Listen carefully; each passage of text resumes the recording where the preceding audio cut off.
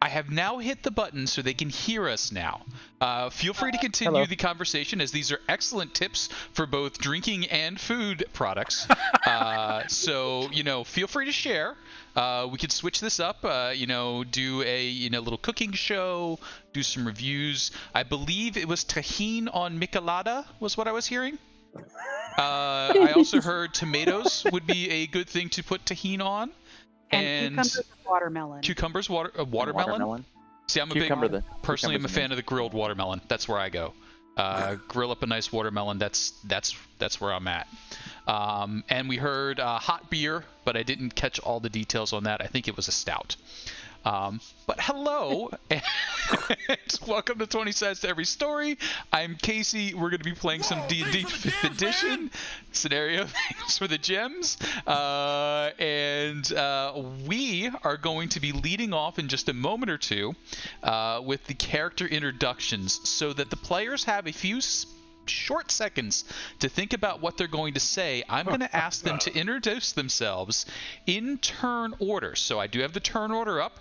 That turn order is the way we're going to go down when we're saying what we're going to do after I do my little introduction and catch up.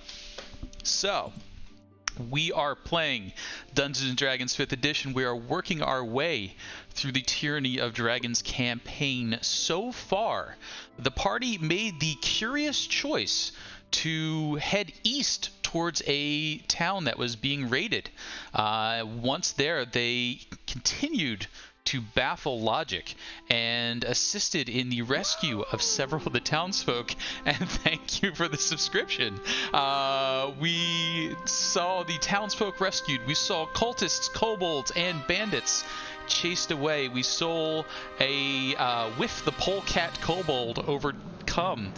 We learned that slings are for chumps. We learned a few other important details along the way.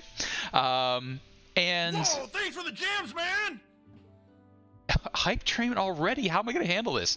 So we did also learn that the raid was being overseen by Cyan Wrath, a half-dragon, blue dragon, who challenged the party who challenged one of the party members to a fight and dispatched them a little too easily. Seemed like they were maybe a little overmatched.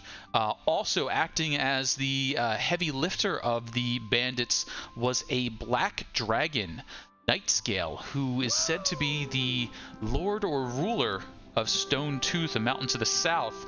And thanks for the subscription again. Zarathustra is spaking at me. So I don't know that Ric Flair's ever been Zarathustra. Isn't that the song? Thus spoke Zarth. I can't it is, actually say it properly. It is the I know. There was a connection to Ric Flair that was. I mean, Woo! Sorry. He was a consummate actor. I'm sure he could be Zarathustra in the play. But where am I at? Sorry. No, it's no problem. Black Dragon convinced the townsfolk and the party that they should surrender. The party hid away. The townsfolk surrendered and were marched off. Over the last couple of days, the party has harried the bandits, slowing them down and diverting them. The plan, as it was understood, was that the captives, the slaves, are going to be taken south to and sold for quite a bit of profit. But instead, the leadership of the cult has decided that no, we're going to have to go plan B.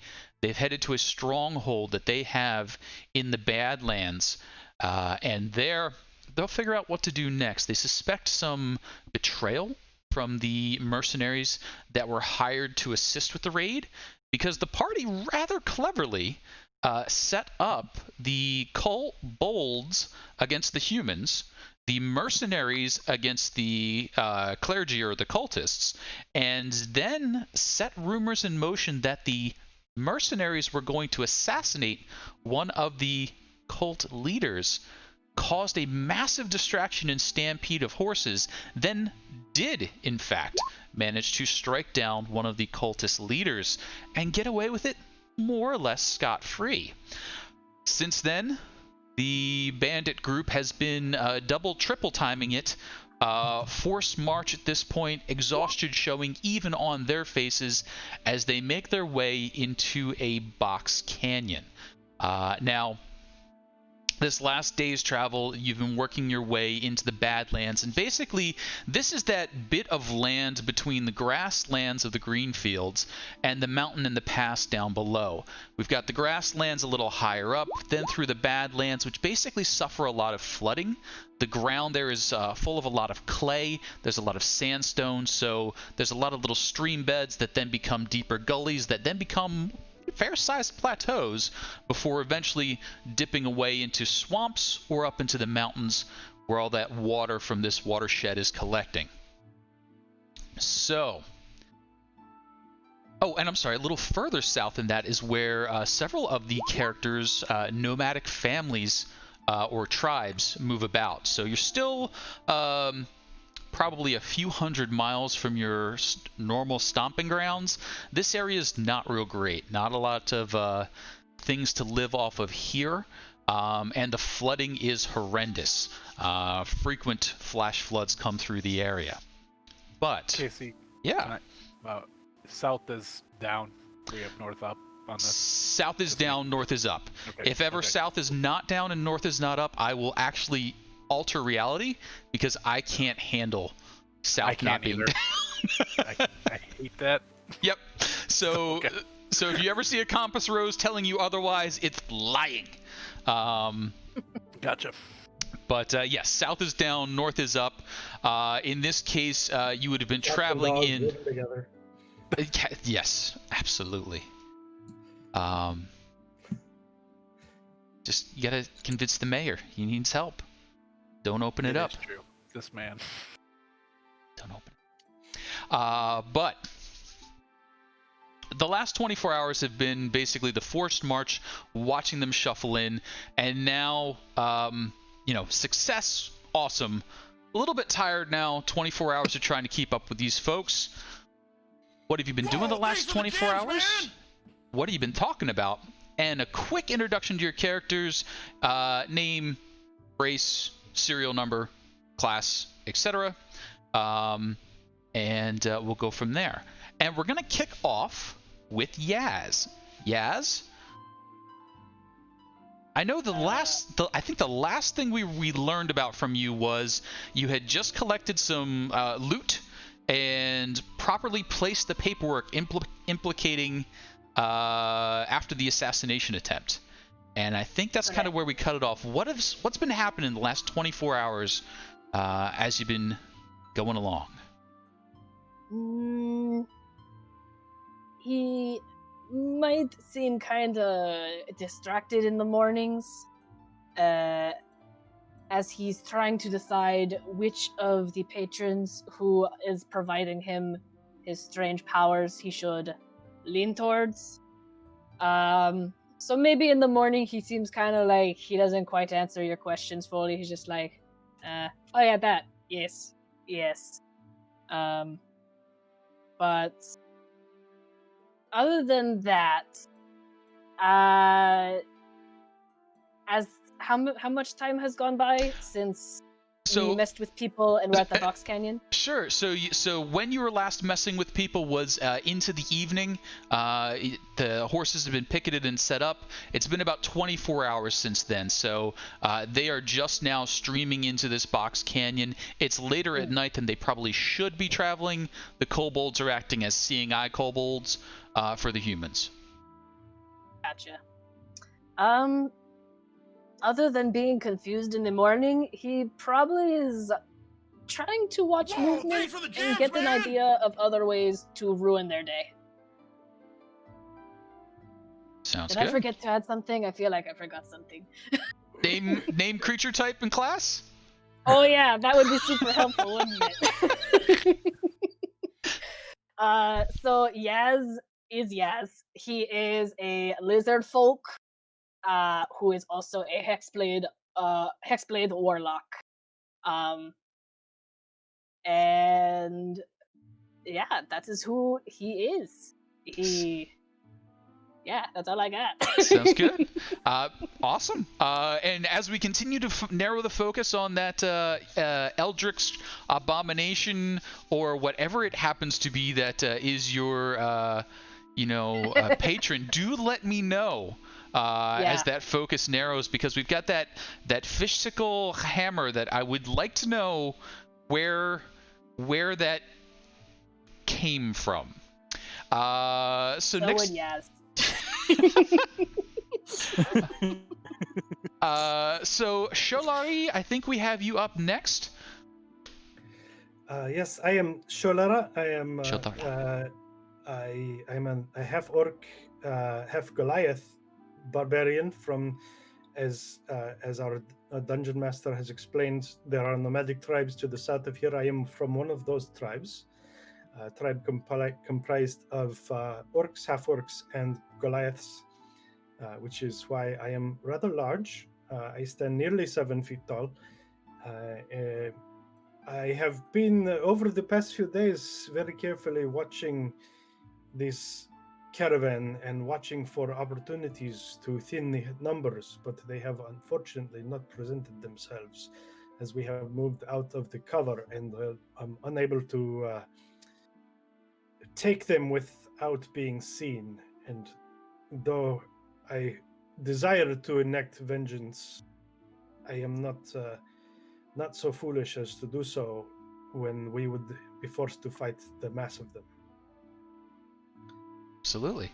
And as you picked up on, the grasslands offered ample opportunity, get a few hundred yards away, and as long as you stay low, you can basically move unseen.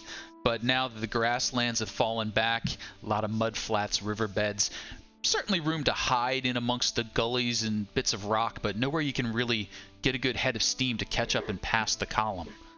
And that'll move us into Anrin. Anrin, if you could go with the introduction. Oh, and muted, I think. Oh, I'm Anrin, and I am paying very, very close attention to all of the signs that I can see of how the humans that are, and the other members of the town who are not human, have been harried, what signs they're giving of their own exhaustion, because at this point I'm beginning to fear that we might be perhaps on a futile mission. We're following a strategy that was given to us by the Harpers, and as a wood elf, I've had opportunity before to see the work of the Harpers from a distance as they've moved in and out of my home forest, and frankly have not been very impressed. So I'm beginning to wonder if any help will be coming at all, if by harrying everybody towards our destination we're actually helping or hindering. And I'm not inclined to discuss this with my companions at this point because it will just make me angry, and I really can't afford to go off into a rage and do something I might regret later.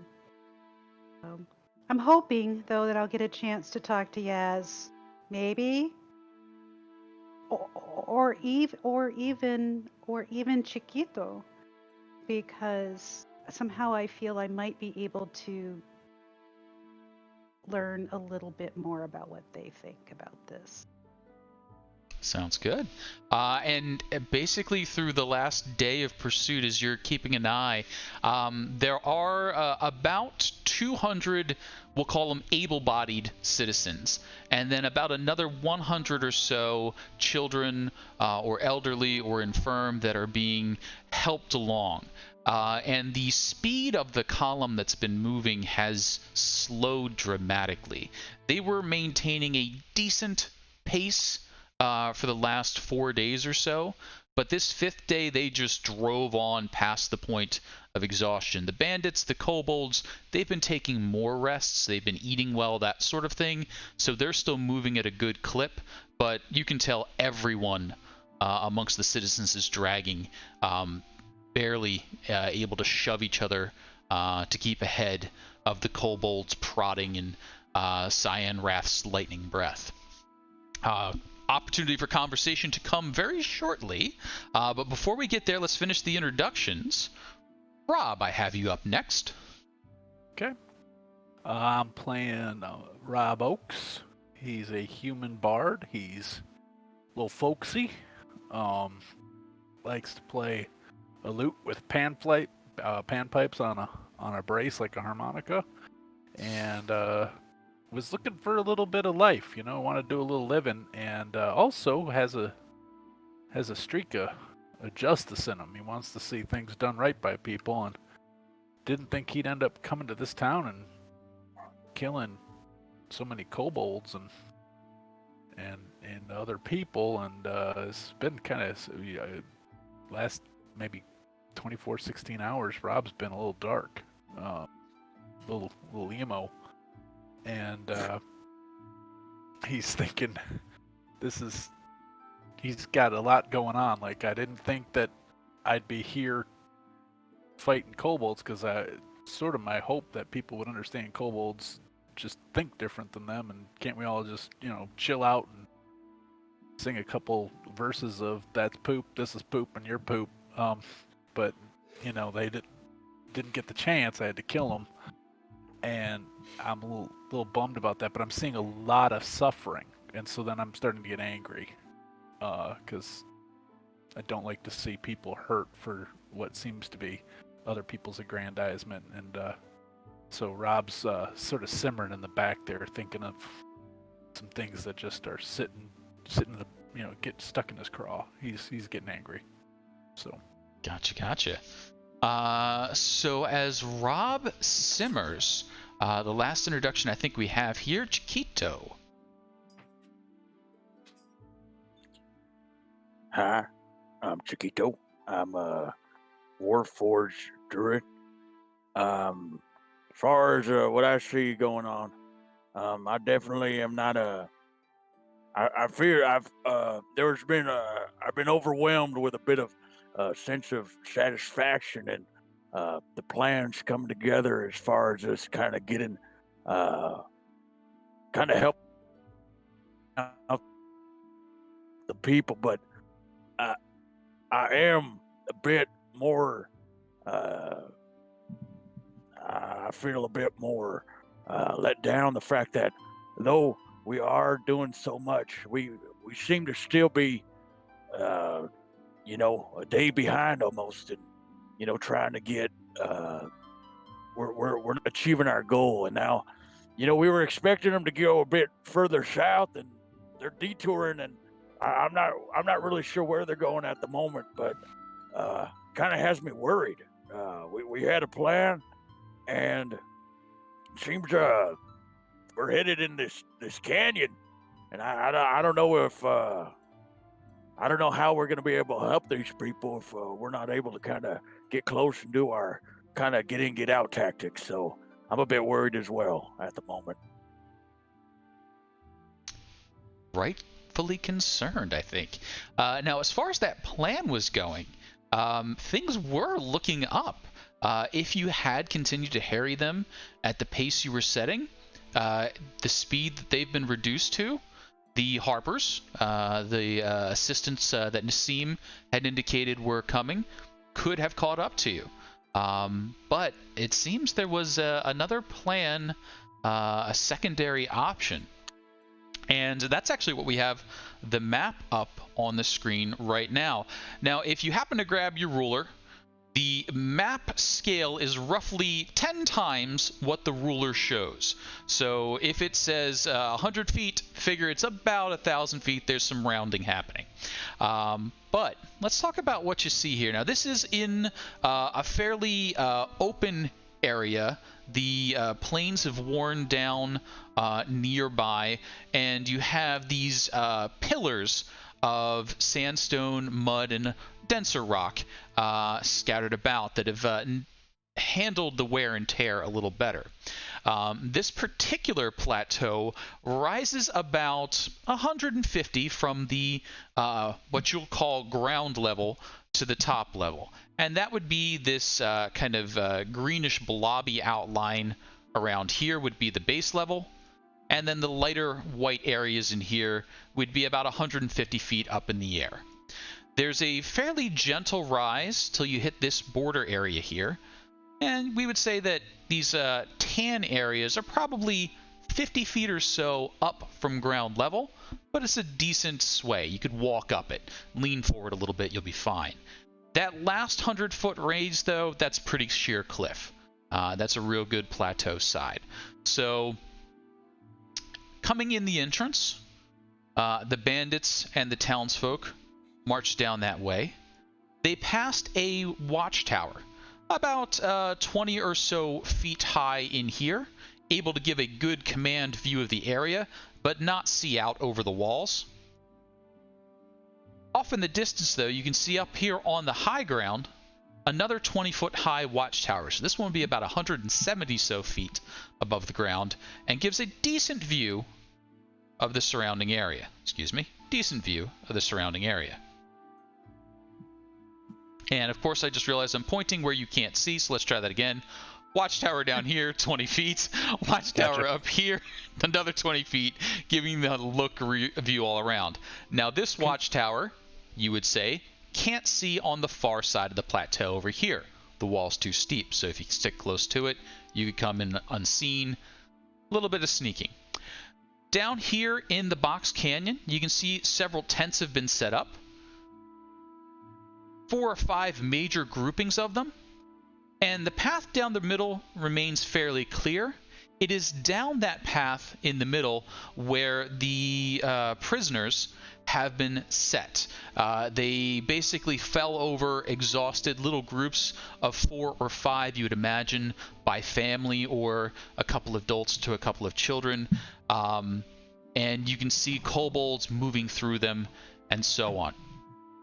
All this you've been able to observe from the north from quite some distance away with the benefit of your dragon's eye. Investigating more, though, you're going to have to start getting close. And that's where I'm going to open it up to the players for conversation. It is later at night right now. We're going to say probably in the 10 to midnight range. And you are probably a few thousand feet away, observing from a small rise, I would think, looking down into it.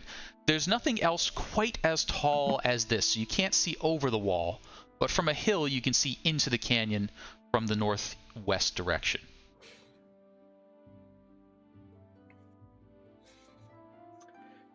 Have we all had the benefit of a long rest previous to this? You have all had the benefit of a long rest, yes. Okay. I just noticed that I think, Rob, you're the only one who down hit points. Oh, yeah. Yep. So I would have passed out 10 good berries to everybody. So go ahead and just hold on to those as well. Thank you. Thank you very much. Still Okay. sitting on 1 inspiration.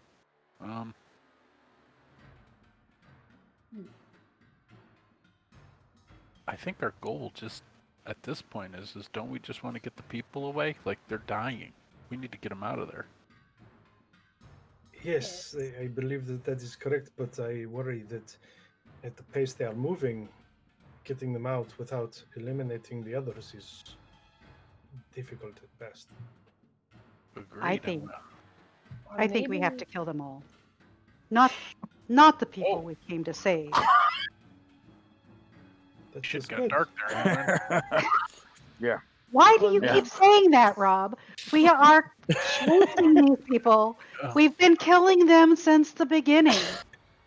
That's what we decided to do. No. Killing the cultists, yes, I agree. It is the suggestion that perhaps it was the others that was dark. Oh no, Yeah. I would no. Yeah, no. I'm sorry. I'm sorry. No, I know I was a not joke. clear. Oh, all right. No, So- I know it's been a long. We've been at this for quite a while. Casey, how many cultists and kobolds? So, looking down in there, give me a quick perception check. Me? Whoever's doing the first try at counting. We know that there were 180, 200 before. We have killed maybe 30. I see nothing. Okay. So. So you start taking turns with it. Rob Oakes has really lost track of who's a cultist, who's a townsfolk. They're not in uniform, and in fact, they've taken off most of their masks. They've taken off the little bit of robes that they were using to sort of identify who's who. And now that they're milling about, you're having a lot of trouble getting a count. Without a program, you don't know who's who. Exactly, and you think there are more than there were on the march. It seems like there's just more people there now, more kobolds, more things happening, but you just can't place it. Yaz, you're much more confident with your determination of what's food and what's not food, and you're basically doing, I think, maybe subtraction. If Yaz knows math, you go, okay, well, there were 200 people I wasn't going to eat. There are now 800 people down there. That must mean 600 people are food. So seems like the numbers add up. I'm quite good when it comes to food. Okay. If we get beyond the adding and subtracting, things get a little wonky, but seems like we're on the right track. And Anrin, you have a similar situation where you start doing the math. You're coming up with a count of about 800 folks down there, 200 of which townsfolk, 600 match up. Between the two of you, you do a little bit of, okay, that's a little one, that's a big one, and you figure out that it's probably something like 200 kobolds, 400 humans. Telling cultists versus mercenaries, probably not at this range. Are you guys sure? Because, I counted 1,500. There were a lot of people down there, and they were all mixing up. I've had this problem before when counting cattle, that sometimes you accidentally count one twice as they move. That could be. Not real good. Not real strong. A lot of them is the consensus that Anrin and I are coming to. Though frankly, there's for our purposes, 600 versus 1,500, it makes no difference. It is too many. It was way too many. We can't kill 600 people. No. Not but if there's a way to keep people. them here, it's a plateau. Isn't it maybe easier for us to come up with a way to sneak the other people out safely, or make them disappear? Or... Not until they have eaten and rested. I don't know. Thank you. Keep thinking that's the easier way. In speaking of broad terms, they have been pushed very hard for past few days. Even the food, I mean the bad guys, they are also tired. So either way, they're going to have to rest. They're going to have to stay put in their little cutout area. If we can keep them there, maybe that gives chance for others to arrive. Hopefully, if they arrive. A week is a lot of time to wait. And it's been what? 3-4 days? No. How many days has it been? Sure, you've been on the chase about 5 days, and Nassim had told you if you can make it about 10 to 14, so you need to stall them for about 2 weeks for Nassim's to get up and down. There's some wiggle in there, but you've probably got at least another week that you would need to keep them away from As long as you don't let them across Am's border, that's fine, even if they do set out to the south. But if they make it across the border, all bets are off. Now, how far off? I mean, I know we weren't on a main road anyway. Mm-hmm. But how far off of that path we were taking did we go? So obviously we were able to tell that they weren't Sure. So you are probably a good 4 days walk from the main road, the actual north-south road that runs from up to fancy places that I can't remember the name of. So the north-south road's about 4 days walk to the east. If you were to walk 2 or 3 days to the west, you would be up in the mountains. But you've got another week or so marching south before you hit the border. You could shorten that a little bit by picking up on the road, but they don't want to be on the road to prevent Right. from riding into traders and that sort of things.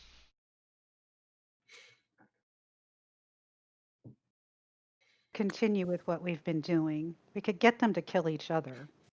They were doing a really good job of that. Or at the very least, they seem poised to begin. Yes. Using that dragon's eye, Mhm. we're able to see that, or we kind of get the sense that maybe they're still kind of feuding a bit. There's a definite separation between the humans, but it's hard to tell. It is night at this point, so you're really only seeing around the campfires. So you can tell that, okay, the kobolds are definitely staying towards the mouth of the canyon. They seem to have the northwest area as sort of kobold country. The other sites around have humans mostly there. You got the line of prisoners going down the middle, but then it's real hard from this distance to see, okay, can't really tell a mercenary from a cultist from a priest. It's just too much at this distance, at least tonight, maybe in daylight. This gives me an idea. So the humans are all in one cluster. And they haven't stayed with the people that they've taken prisoner. They've left that all to the kobold. While the kobolds can really see at night, I think if we can do something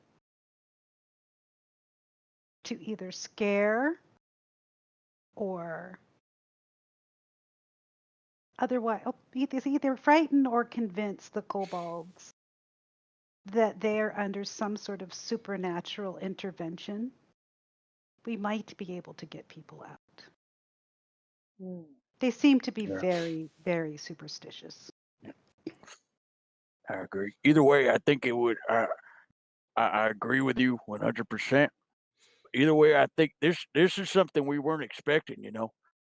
I think we might need to maybe get a little bit of insight out of what they're actually planning to do now that they're here. Maybe, And he'd kind of look at Rob. maybe if you're into maybe walking around a bit or listening, maybe see Yeah, what you could gather. Yeah, I can make myself invisible and go walk around and listen in, I guess, a bit. Maybe Maybe we find out the plan. What the hell they're even up to down here? Because the one who seems to be in charge is that the blue scale fellow that we do not like. Yeah, that guy. Seidenrath. Yes, blue something. Cyan Wrath, as Sholora has said. Oh. Yeah, that one. Screw him. I would rather not push you to go in that direction to listen to him if he decides to share anything. But from what we've seen from the caravan, he is the one who is making the demand. So maybe he has the most information to give. I don't know how willing he is to give it up just in idle chatter. But and he's also strong. As you're talking about it, at the same time, I'd hate to say it, but while he's driving the party and he's keeping them together, at the same time, he's keeping these captives alive. So I would hate if we do something to him, maybe kind of go far on the chaos where people really don't care so much about these people. Mm. I've seen that before. But in chaos, I think we could get them out. You know, I mean, I think we got to do something. We're dithering. You know. I think we have to Dither. dither for a couple of days Dither. until they have regained some strength. I'm sorry, Rob. What does dither mean? Means you're thinking so much you don't do anything. I see two things that could be done that would be helpful. The first is when I am stalking prey with my brother, the animals, many times there are those who have a viewpoint above. We take away those eyes. I think this is an early target. The tower on the hill. We will make our way there and eliminate those eyes. We can likely do this, if we are lucky, without being perceived doing so. And perhaps we make that our base of operations to oversee everything below and keep up the facade that it is still occupied. If there are still people there, we can perhaps convince the cultists there is nothing to be concerned about. I think that would work for a little while, but I imagine their shift changes. There may be, and we can watch to see if that is true. But after that, I think the next course of action is to infiltrate and learn what we can. Through the dragon's eye, we can see it appears there is a large tent near the back. Am I right about that case? Yep. My assumption would be that is Sinrath. However, to listen to what Sinrath has to say, it is a tent. You don't need to go inside. If you could get behind it, around it, probably you can listen and hear what he has to say with less chance of being observed. I also point out that do have the benefit of speaking his native tongue. So if we need that, we can maybe do some things with that too. Yes, I am very thankful that you have so many skills that I do not. All of you. You have been indispensable. We have done well. It is frustrating to come to this place with so few options, but I'm thankful that you have all done so well. And thankful as well. As that conversation is happening, you're sort of passing the dragon's eye back and forth, considering what's going on. You notice that a pair of people are approaching through the entrance. As they get near the kobolds area, they lob something over towards them and then continue on past to the nearer set of human occupied. And when I'm saying human, elves, there's a few dwarves, there's a few of everything in there, but primarily human. Human occupied tents, and then you can see them setting up some food. Looks like they were hunters, came back probably with a couple of rabbits and that sort of things that could be caught in the area. You see them make preparations, toss them on the fire, and start making some food. That tent, the large one that you noted in the back, is one of the few that is lit from inside. Occasionally you do see the tent flap open. There must be candles or some sort of flame inside. Most of the others are dark, only lit by the campfire on the outside. So some business is taking place back there. The center area where the prisoners are, fairly dark. The kobolds have no need for light as they move amongst them, and that does keep most of the citizenry out of trouble. Primarily, Greenest was populated by humans and a few halflings, so dark vision isn't common amongst them. Along with that, I do have a little bit of good news. Alex would like to hit you with a fish which for some reason means everybody gets inspiration. So please do mark yourselves down for inspiration, 1 each. And then, is there anything you would like to plan tonight, or just keep an eye on what's going on, gather some information, and we'll move on to morning? Well, I mean, if we could, if we could, I kind of like to find out what's going on down there just for a little bit. I know, Rob. I know I keep on pushing. I mean, no, I'm in complete agreement with you. I am. I think we should find out what we can. Okay. While you do this, I will watch through the Dragon's Eye to see if there are patrols relieving that tower. Sounds good. So if I could ask you to go ahead and grab your massively oversized tokens and move yourselves into the positions where you wish to be. Right about where you are now is what we'll call the nearest high mound that you could use, and sort of stay behind there. Sorry. Oh, no, sorry. So basically the high mound where you can spy with your Dragon's Eye is up in here. Okay. So anyone who's staying back with the Dragon's Eye up in there. Down here, Kobold area. Tower on the ground. Tower up top. Human areas. Pretty sure that's a boss tent. How long will it take me to walk to the boss tent? It's a few thousand feet. So we'll say it's 2,000 feet away. So a half mile, so 15 minutes. 15 minutes sounds about right. Maureen, yourself there. Thank you. You can understand why I'm muting. The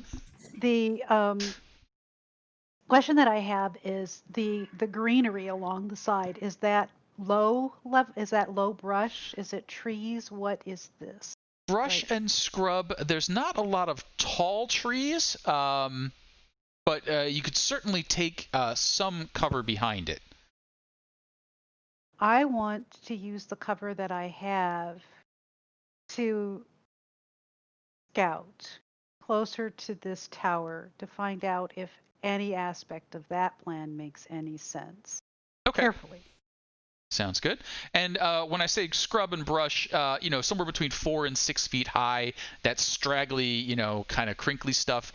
We are getting into the beginning of spring, so it's got a little bit of a give to it at this point, but not a whole ton of leaves. But you're pretty accomplished as far as hiding in nature, so shouldn't be too much of an issue. And which batch would you like to post up behind? Just go ahead and drag yourself to wherever you would like to end up. Okay, awesome. Letting me drag me? I don't know why. You're on your measuring tool. I know why. Never mind. Thank you. No problem. I forgot I'd done that. I'm unable to grab Chiquito. What? Chiquito? I was curious. Not sure if this would come up in conversation, but would Chiquito also be able to help kind of gather intelligence, but as a small creature? A small creature. I've never really thought about being small. like a rat, or the fact I'm here in the first place talking to you is I was trying to find a mastodon, so a mammoth, I should say. So a rat, or maybe a weasel, or something. You could. I mean, if you get in my pocket, you might turn invisible when I turn invisible, and then we can both get in there. Oh, I'll be a spider. What are your ideas of spiders? Little baby spider. No, I don't have a problem with spiders. Spiders keep the. So your knowledge of the arcane would tell you that yes, that will work as long as he's on you, but if he was to get down, he would become visible again. Right. Okay. Yep. But as a newly acquired spell, I was trying to play it as I think it'd work. Oh yeah. I'll be a little jumping spider. They're so cute. I used to have a little friend, jumping spider. His name was Jimmy, and we would go and I would talk to him. He wouldn't really talk back. I wasn't really that good at much. I only had him for maybe a couple minutes or so, but Jimmy and we were friends to the end. Was it really a jumping spider or was it a grasshopper? Sorry, Henry. I don't know. Whose end? His? I'm assuming since you're with me. I mean, it was. Okay. I like that. It would only lasted for a few minutes.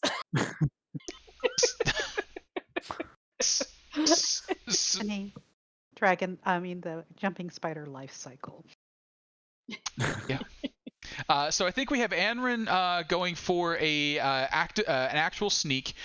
We've got Rob trying to move in under invisibility, which will be a style of sneaking. Show any activity from you. I'm staying back and watching through the dragon's eye to see if the troll is coming and going from the towers. Got it. And then who am I missing? Yaz. Yaz, what are you up to? I'm not stealthy enough to go in there, so I might stick with Show unless someone has idea of an idea that I am missing. But I think I'll stick back with Show. Sounds good. So let's go ahead and we'll lead off with Anrin getting into position in those shrubs and scrubs to get a little closer. How about a stealth check, please? Ooh, that one's a little rough. So you are moving forward, and you just can't find a good way to get close. There are still people trickling in, hunters coming by, and every time you think you're about to find a spot that you can hunker down, just someone comes too close to you and you have to scramble out of the way. Give me a quick just a straight charisma roll real quick.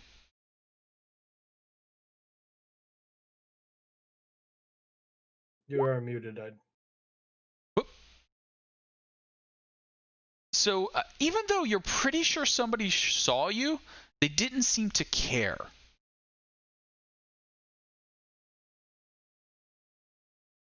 Now, and I mean, they've got other things they're doing. They're carrying in rabbits and food and moving back and forth and doing all that sort of thing. A lot of them are exhausted. But yeah, you're like, I think he saw me, but didn't do anything to follow up on it. Rob, I think at this point you're probably ambling your way into town invisibly. Would you say that is more of a stealth move on your part? Yeah, I would still be wanting to move stealthy. I know I can't be seen, but I know I could be heard. Could be heard, yep. And there's certain things, knowing that some people can feel the air move and everything else, I'd want to be careful. Sure. So go ahead and give me a quick stealth there. Carrying, precious arachnid cargo. Also true. First, I haven't cast invisibility yet, so. Alright, so that's been done. And then. Stealth check.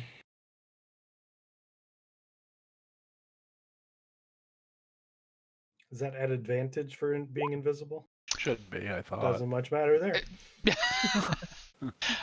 you would have had to blow it bad on both rolls there, but that's okay. So you get in amongst them, you start moving about. The main complaint, the main thing you're hearing is everyone is exhausted. Everyone is basically just out. It seems like there was probably 150, 200 people either here on reserve or that got here ahead of time. They must have left ahead of the column. That aren't quite so bad off, that are trying to do a lot of the work and trying to encourage people to get things done. You hear, look, I'm not touching a goddamn box until I get some sleep. I'm not unloading a cart. I'm not reloading a cart. I'm not dealing with shit. I don't get paid enough. And off to bed, that sort of thing. The townsfolk, the prisoners, they're basically just flat out trying to deal with sore feet, wounds, twisted ankles, and sleep. The kobolds that are moving amongst the prisoners, you do notice are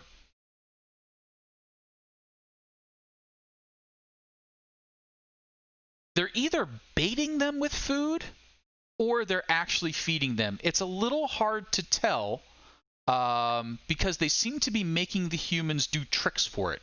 Like you might make a pet balance, a crunchy on their nose before you let it give into them. They're doing that kind of stuff to the humans.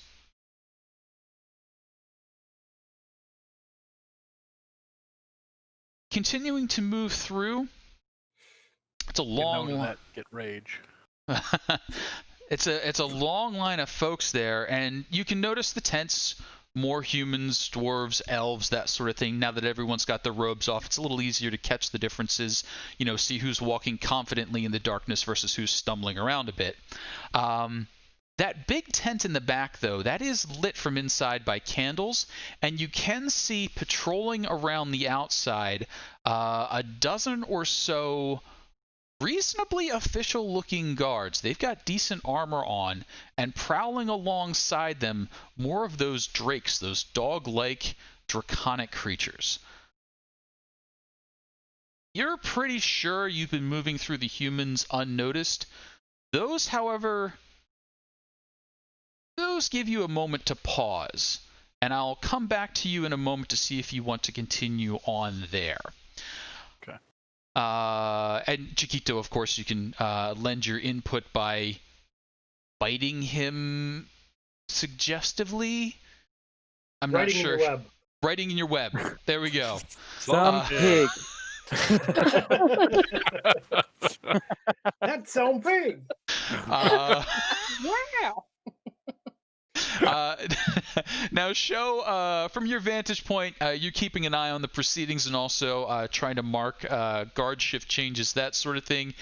Can I see? Let's probably call that one a perception from you. Pretty awesome. So you do note, yes, there are guard changes, and the guard change, there looks to be somewhere between 3 to 5 human guards or humanoid guards up in this tower. Every 2 hours, 2 of them will leave, come down a ladder, climb down into what must be a cleft. You can't quite see the cleft, but you can guess that it's there by the fact that they're climbing down, and then more will climb up from there. So the guard change seems to happen climbing down into this little area here.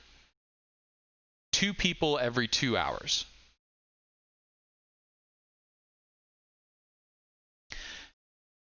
And Yaz,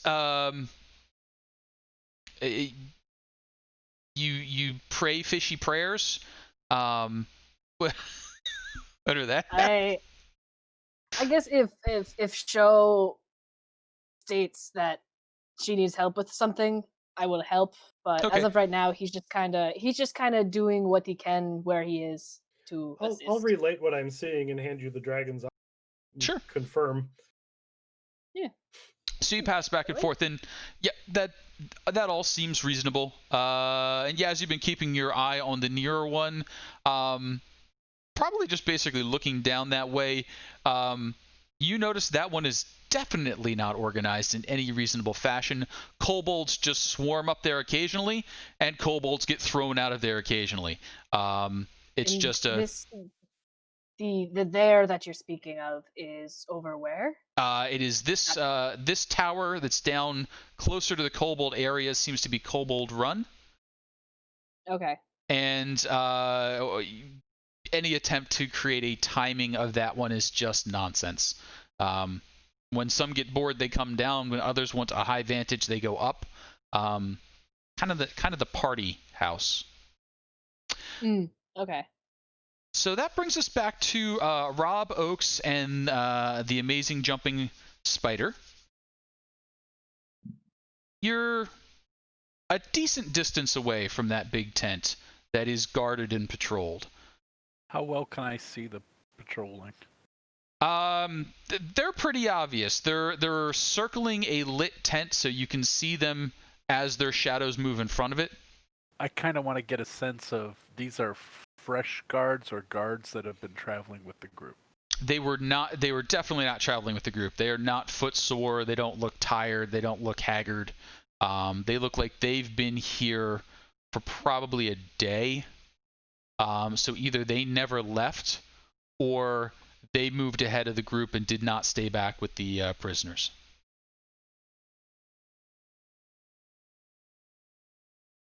You said a dozen plus how many of the drakes? About half that number. So about 6 drakes, about a dozen humans in and around the area. Now, here's a question that I have. Him being invisible and I being on him, would he be able to see himself and see as being invisible? Rob, are I'm you gonna able to go see with yourself? yes.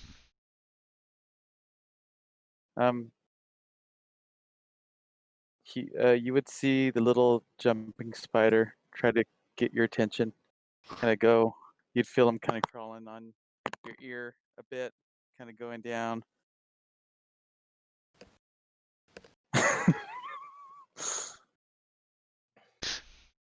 Only you had a togue. You could put him on your head, and he could yank on your hair to tell you which way to go.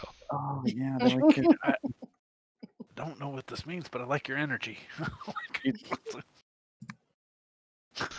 Okay, so 2 of your legs are doing this, like back up.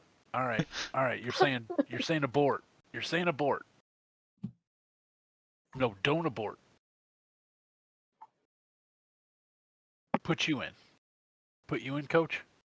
You want to play center field? All right. All right. I take. Put you down. Walk like an Egyptian.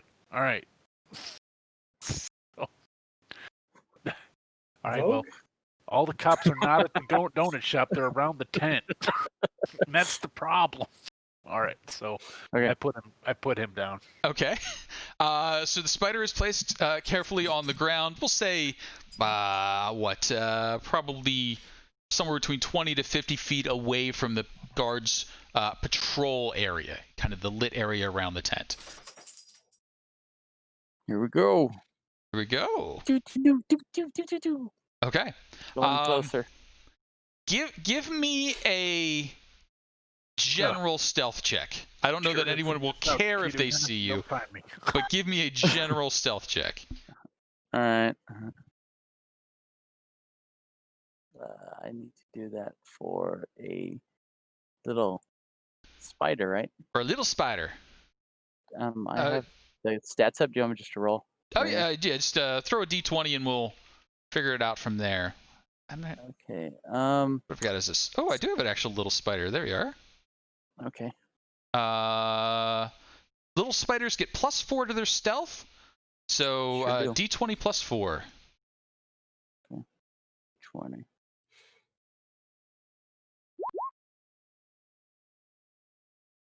So coming in at a 12, you start making your way over. No one really seems to care all that much that a spider is, moving through the grass.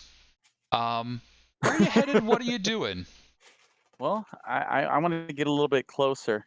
I want to get a little bit closer to those. Maybe get past the drakes and see what's going on. Maybe closer to that tent. So I'm going to announce this so everybody can hear it, and I'm assuming you're going to share the information when you get back. So, yes. If I get back. If you get back. When/if. Inside the tent are 4 individuals speaking, one of which you're quite familiar with. Our big blue friend, Cynrath. Spider sigh. Another of which you haven't seen before. A new big friend. This one, a bit black in coloration. Spider yipe.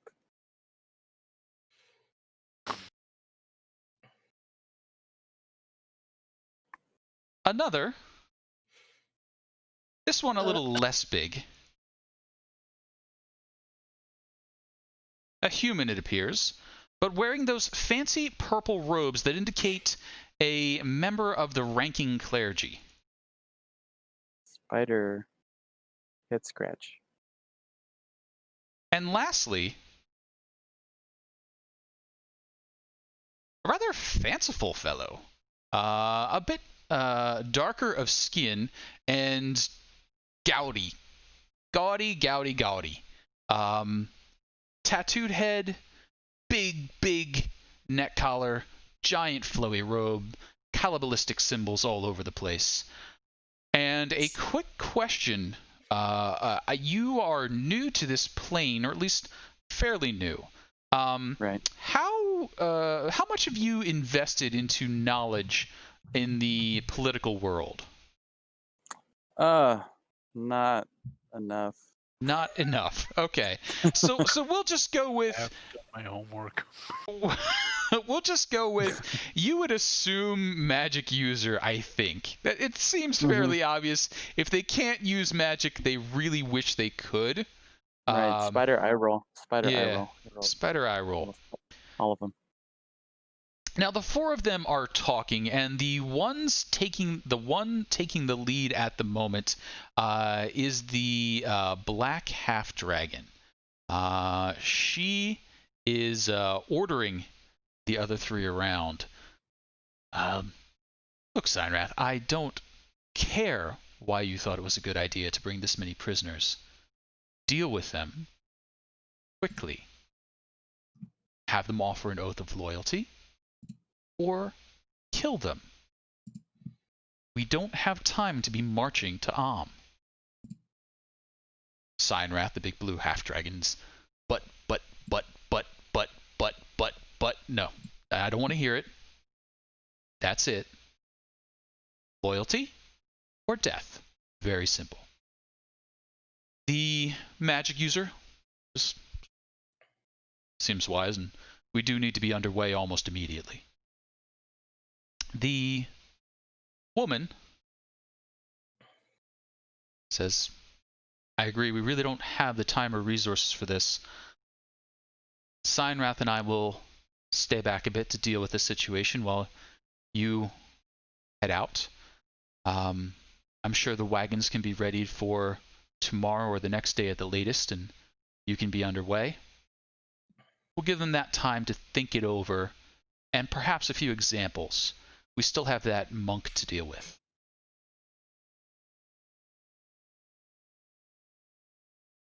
And after that, good. After that, there's a little bit of discussion about travel arrangements. It doesn't seem to make a whole lot of sense, and from your perspective, you can't see what they're gesturing towards. By the time you've clambered up to a vantage point where you can see down at the table, it's just a crude map of the Sword Coast. It seems like they're planning on traveling north, but the details of it weren't discussed. They already knew what they were talking about. It was just a how soon can you set out sort of situation. After that, they break up and prepare to head out to do other things. Spider, anything else you're doing? Well, what is there anything else in the tent? Can I check around and see what else is in the tent before? Or is there just? It's basically just a big meeting room. There are things. There is a table. There are papers. There are pens. There are bits of equipment here and there. The map is still not up. The map. Sorry. Did they roll up the map? Oh, it was just a rough drawn outline of the Sword Coast. Okay. Not a proper map. Okay. So not even getting like hand drawn. Okay. You should bite Steinrath. It won't do any good, but he might be itchy later.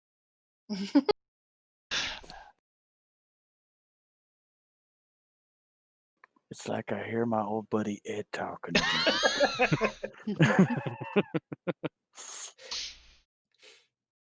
Okay. Yeah, that'll be it. Unless there's unless I see anything else of interest, I will make my way back. Uh-oh. Yeah. Where the hell did Rob go? As soon as you walked away, I went, well, damn, we didn't think this through. I was a little curious if there was any plans for that, but nope.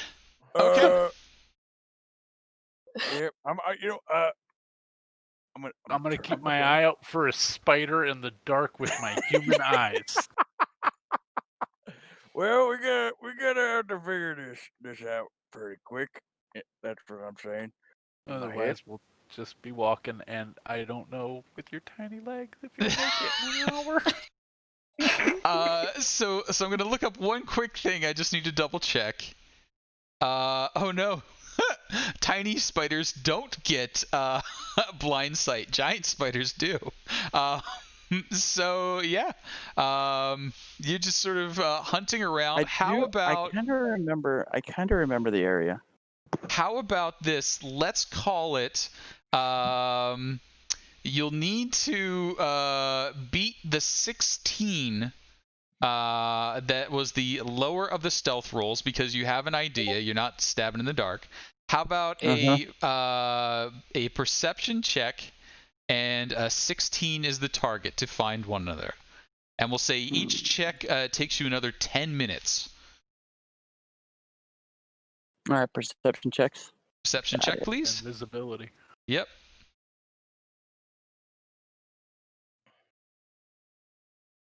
I'm doing perception from the spider or from the spider. As a druid, you keep your mental stats. Oh, you do keep your mental stats, so it would be as you. Yes. All right. Sounds good. Chiquito's gonna be looking. Not Huel. Sorry about that.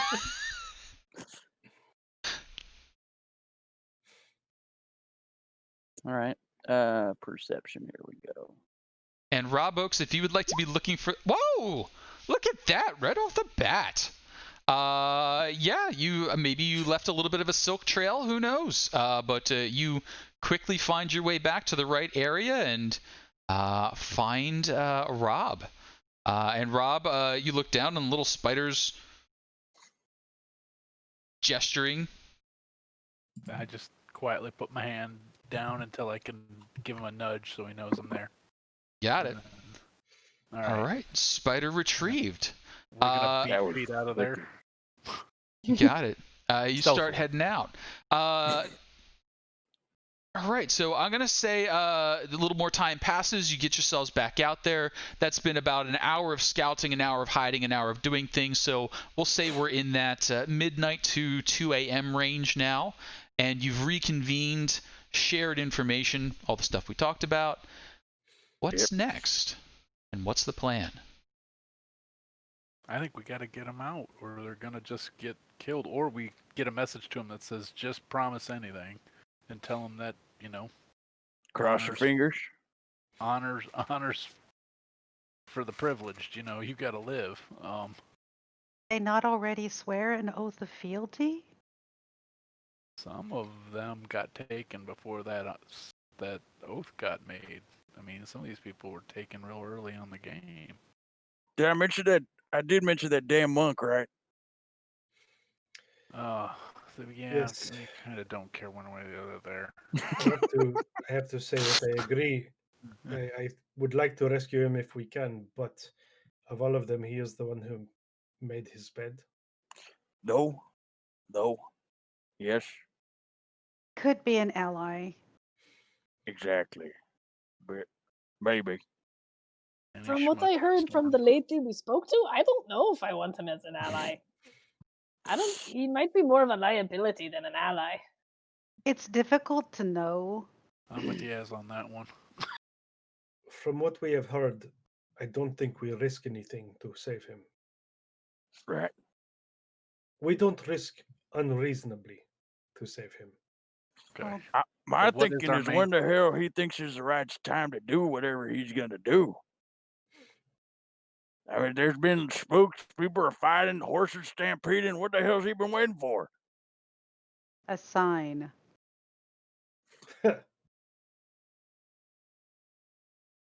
It's hard to know. Well, I have observed the tower, and I don't think we can enact my initial plan. The way patrols come and go, it is never the same people there. But that does not mean we cannot remove their vantage point. I mean, I can make a sign. If we want to give people a sign, like everybody run this way when you hear the big boom and I thunder wave some,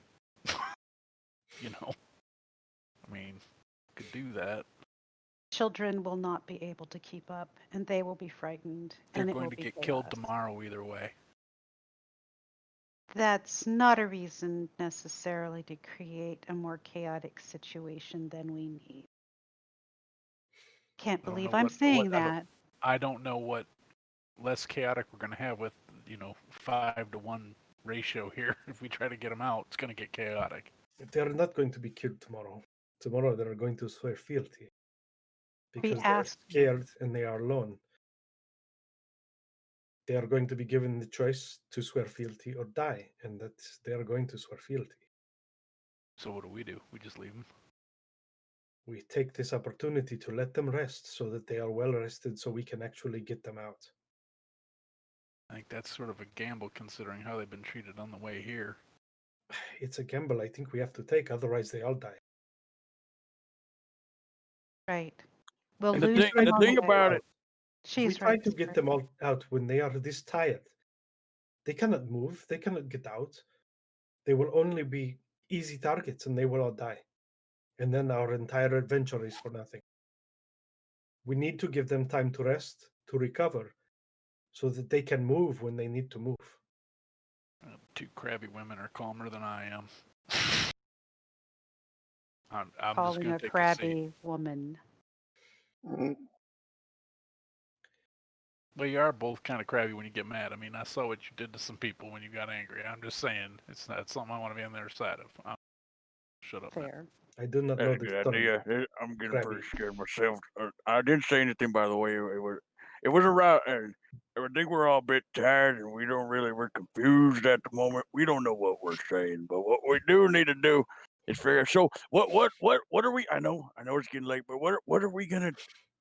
What if we start seeing them murdered people? What do we do? I don't know what I would do if I started seeing that. I'm not exactly rested myself. So many of them too. Realistically, I don't know if there is a thing we can do. Well, I don't like to admit it, but we are mortal. Hopelessly outnumbered. For now, I think what we can do is try to create advantages to exploit later.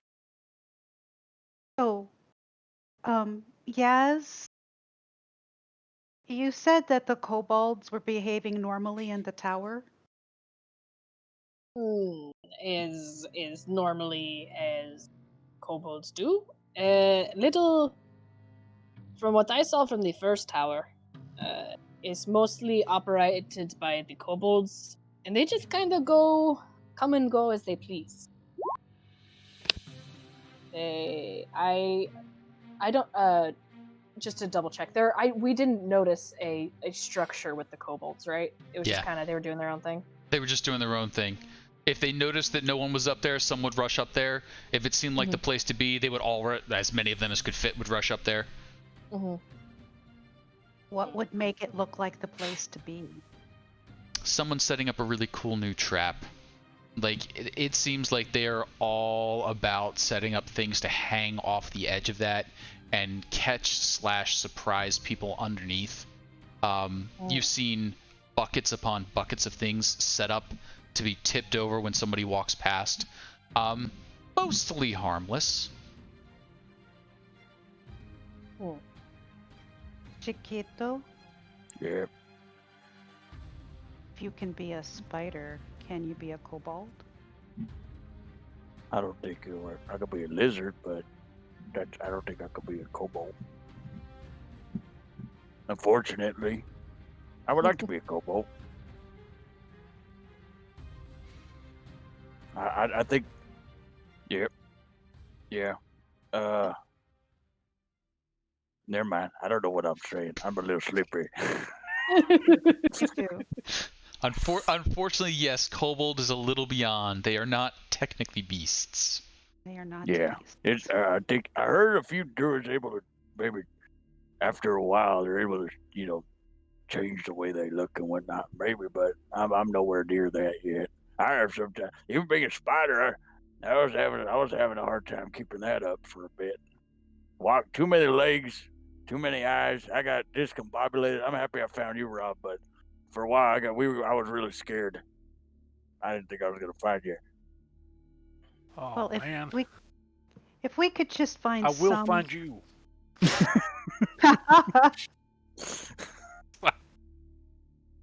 These musical sounds that you keep making, what tradition do they come out of?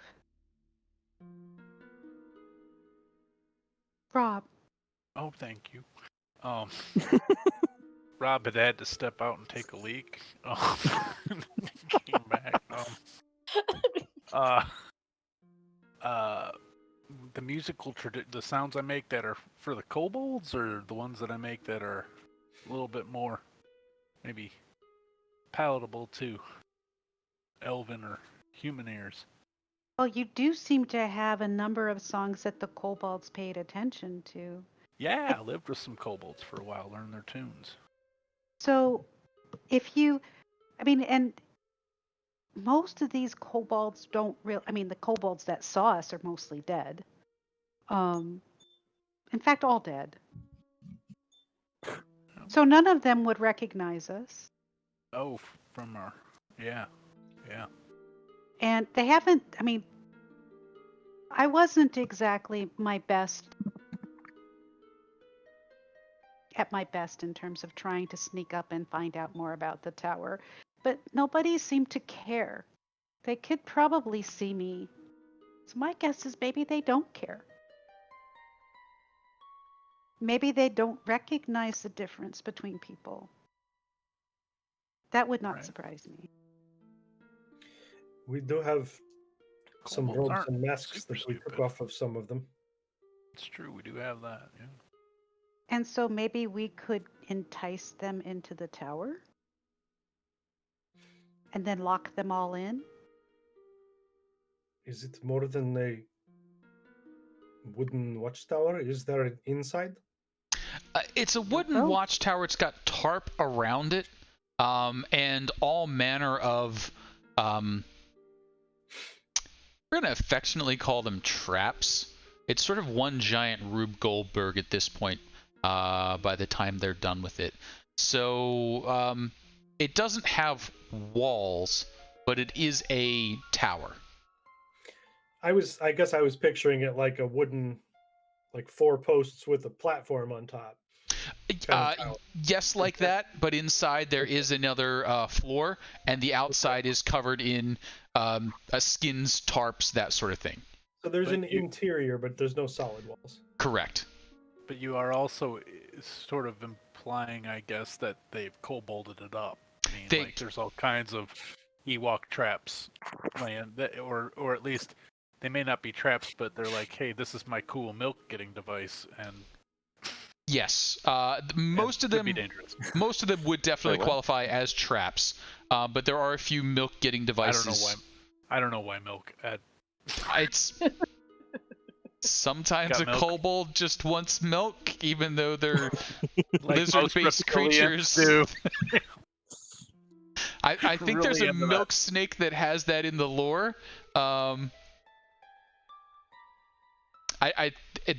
There's a legend. All I know is there's a legend. Yeah. The legend of the milk snake.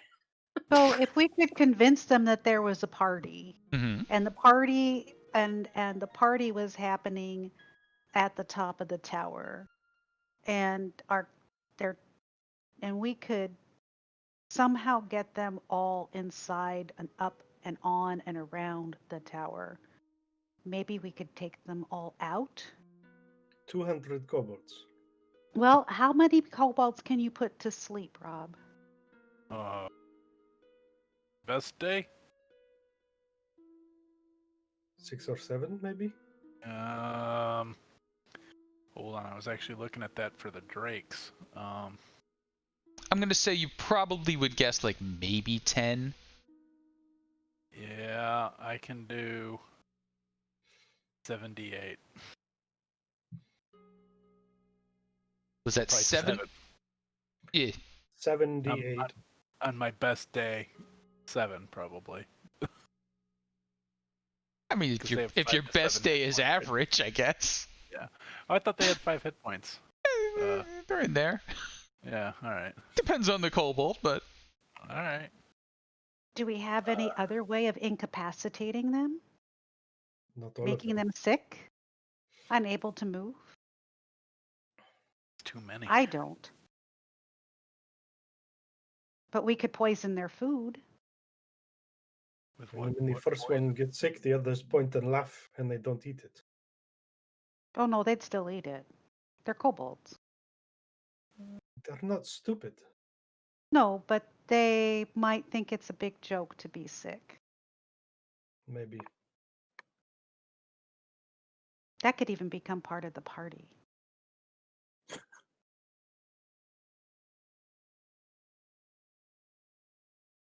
Try it. I just don't have anything that I know of to poison them with. Or do I? I don't go around with. I don't have any way of poisoning them, and I don't know that I think it accomplishes anything. Well, it just seemed like it's a good chance to get a whole bunch of them together and do something. I just don't know what, because really if I got all of them together, the main thing I'd want to do is kill them. But that's probably not practical. If we go in and we start a fight, we will all die. I know, that's why And it's not everything practical. that we have done will have been for nothing. But if we do nothing, everything we have done will be for nothing. And if we can't get the people out, everything will be for nothing. How So long? show everything is for nothing. How long till Harpers get here, potentially? Got about 7 days or so until they'd be in the area. You've stopped them much shorter than they expected, so it may be considerably less. They were expecting they would continue heading south and have to catch up, so their estimate was based on continued Break movement. their wagons. So, break their wagons. So let's say that the conversation eventually kind of petered off to no immediate action, and we'll go on to dawn the next day because that might influence some of your decisions. Come dawn the next day, you hear sounds of construction. You can hear some sawing. You can hear some hammers clanking against wood. It seems that something is being built down in that center area, and as the sky lightens up and everybody gets a chance to sort of sight in on it, you can see that a cross has been erected in the center of the prisoner area. A half-elven man is tied to it. And gesturing in front of him, in formal regalia, one of the higher members of the cult. Now, you've picked up from the experiences that the higher the rank they go, eventually they switch to a purple robes. This is not a purple robe wearer. This is still wearing the blacks and the muted colors. But he's got the fancy shoulder pads, he's got this sharp knife, and is gesturing around. He seems to be trying to teach a lesson to the townsfolk, and part of that lesson involves drawing the knife rather savagely across the half-elf. Even from this distance, you can hear his cries of pain, but the rest is a bit more muted. You'd have to sneak in or walk in to hear the conversation ongoing. This starts almost at daybreak. Robe 7 up. Say it again? Let's robe up. We got robes. Right? Like we got some cult robes, don't we? Sure. We do. Or at least, I think so. We could at least There are get likely closer. enough of them that those who would recognize us won't see us. Yeah. If we are lucky. Who's all trying to roll up? Or robe up? Both. I mean, I can try to just pass if we don't have enough robes, so. Is there anyone among the cultists and mercenaries who is large enough that I would not be very conspicuous? Yes, they do have some folks that are, I mean, I would say stoop a little. They do have a couple of half orcs. They do have a couple of folks, and the half dragons actually are easily as tall as you are. So there are some. Very obviously not one of them. Yes, you would not pass for that, but with a little slouching, you could, squeeze into the half orc, maybe hobgoblinish size. Well, if we are going in, I think we should all go in. I agree. Okay. And as a quick question, though I think I know the answer, is there a disguise kit amongst the party? And is there anyone who's good at it? I'm good at it, but I don't think I have one. Okay. I'm sorry, I didn't hear the question.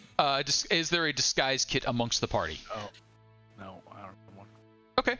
I don't believe urchins get one, but I am good at it. You are good at it. Can do, but don't have. Got it. Oh, wait, I do have. Ooh. Can't use. Oh. Wow. Oh no, like that's a not miracle. true. It's. Aw. Sorry. Nope. I have one and can use. Sorry. Okay.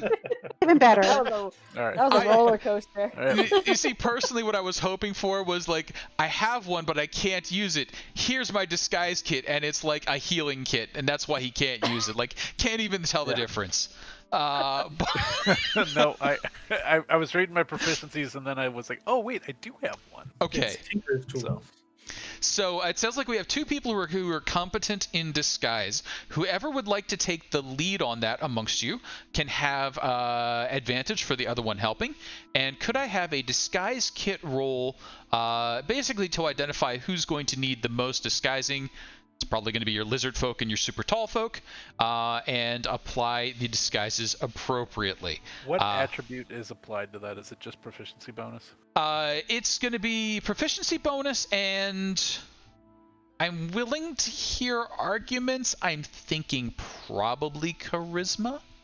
And you know what? You're all whoever's gonna do it, you're gonna do great. I would have thought dexterity. You're gonna go. but- Boom. Are you giving us guidance? Oh yeah, right on yours. Yep. I saw that clip. I saw the clip before we started today, and it reminded me about that. Okay. Because I would think it's hand thing. But I guess I'm also willing to an hear eye- crafting. Also an eye.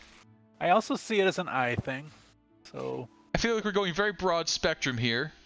I mean, you're like, well, we're going to employ a corset, so it's strength based. I'll take charisma. I'm. That gives me a +5. You're way better at charisma. I got a +3. No, So it's perhaps- with my proficiency bonus. It's a +5. It'd be the same. Oh. We'd be the Same same. then. We're on the same Yeah. level. Okay, Yeah. so I think the two of you working together, charisma based, who's going to roll the die? Go ahead and do it. Do yeah. me first. Do me first. Okay. Oh, Ooh. you're killing it. So yes, I mean, you identified that Chiquito's basically the perfect blank slate. It's just like a pre-gessoed canvas. You can paint anything you want on it. Go get dead guy's head and just put your.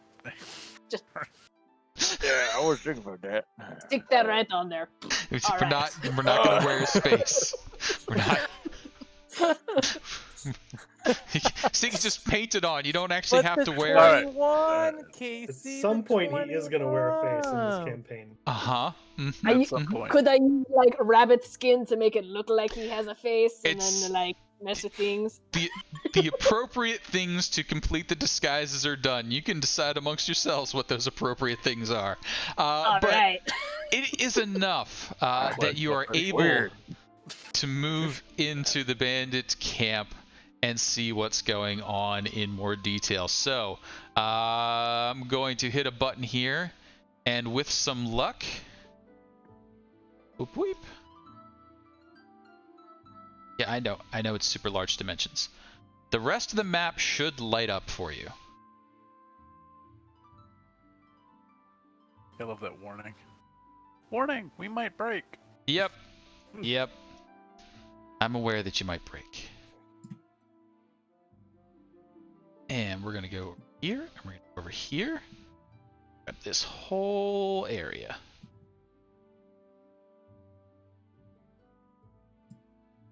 And we're going to put you on the token layer. Okay. So if you scroll up to the north from where we were at on the little map, you'll see the great big map. The great big map is on a 1-to-1 scale. We're gonna still use your supersize tokens unless we go into combat. If we go into combat, I'm gonna have to break out a lot more tokens. And the reason for that is all of the little people tokens represent about 5 people each.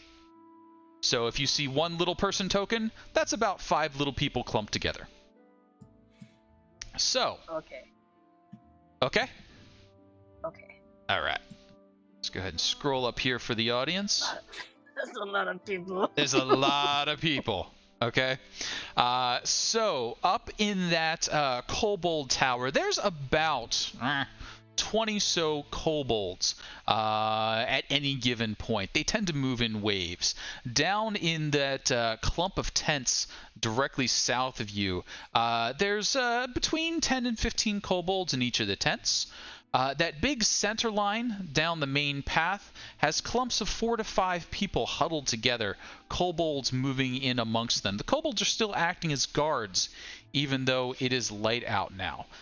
There are 5 clerical types moving in amongst the middle, and in the dead center is that half-elven fellow who I didn't drag over. Let's get Leosin on the map there. And Leosin is, much to his dismay, tied to a big X and has several cuts across his midriff. It does make him look rather dashing. Having midriff exposed, a little bit of blood. He's got the 6-pack going. Oh. Works for some people. But he's living the dream right now. He's about to hero it up. He's sure of it. Wow. His dream. He's always wanted to be a martyr. It's all coming together. Should we stop this? I don't know, guys. I'm torn. So, that is the situation as you see it right now. Are we boldly sauntering in? Are we attempting to lay low? Are we clumping together? Are we spreading apart? What's the approach going to look like? 2 teams to 2? Or 2 teams, 2 teams.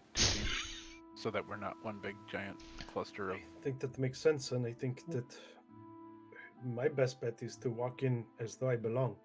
Mm-hmm. Because I cannot hide. And I cannot lie. Yeah, and frankly, if we try to be too sneaky, it might seem more suspicious compared to just walking as if you're part of... There's so many of them, who's gonna really notice? Like... Totally we're agree. Just one in a crowd. Sure. Or I guess one. Ooh. Sure. So Five in a crowd.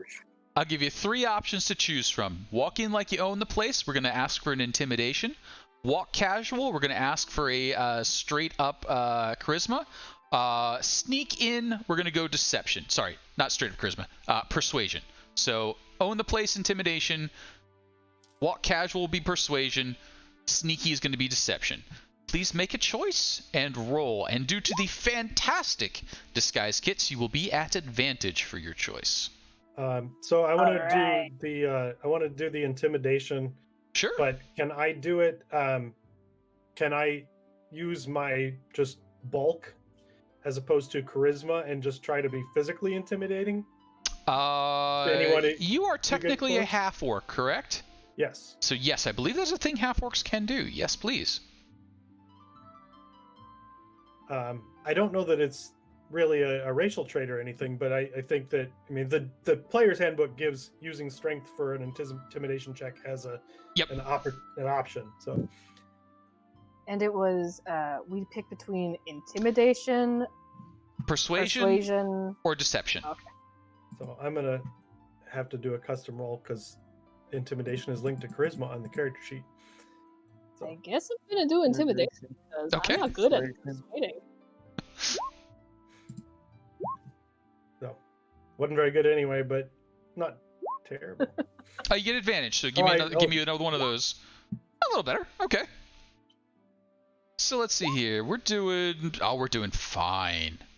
So yeah, you're able to make the approach. The folks that might question you decide not to. The ones who don't care don't care. There are a number of folks moving about, and as you move further into the camp, past these, creatively constructing kobolds, and they have all manner of new supplies. It seems like over the course of the night and into the morning, the bandits have been going through all the loot gathered from the town, and anything that wasn't worth carrying or they don't see valuable, the kobolds now have as new equipment and supplies. So bits of spinning wheels, bits of tools, all sorts of things have now been added to their traps and constructions. It's become quite elaborate over the last few hours.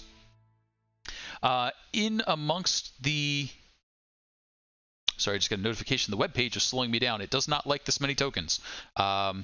We will reduce that if it continues complaining.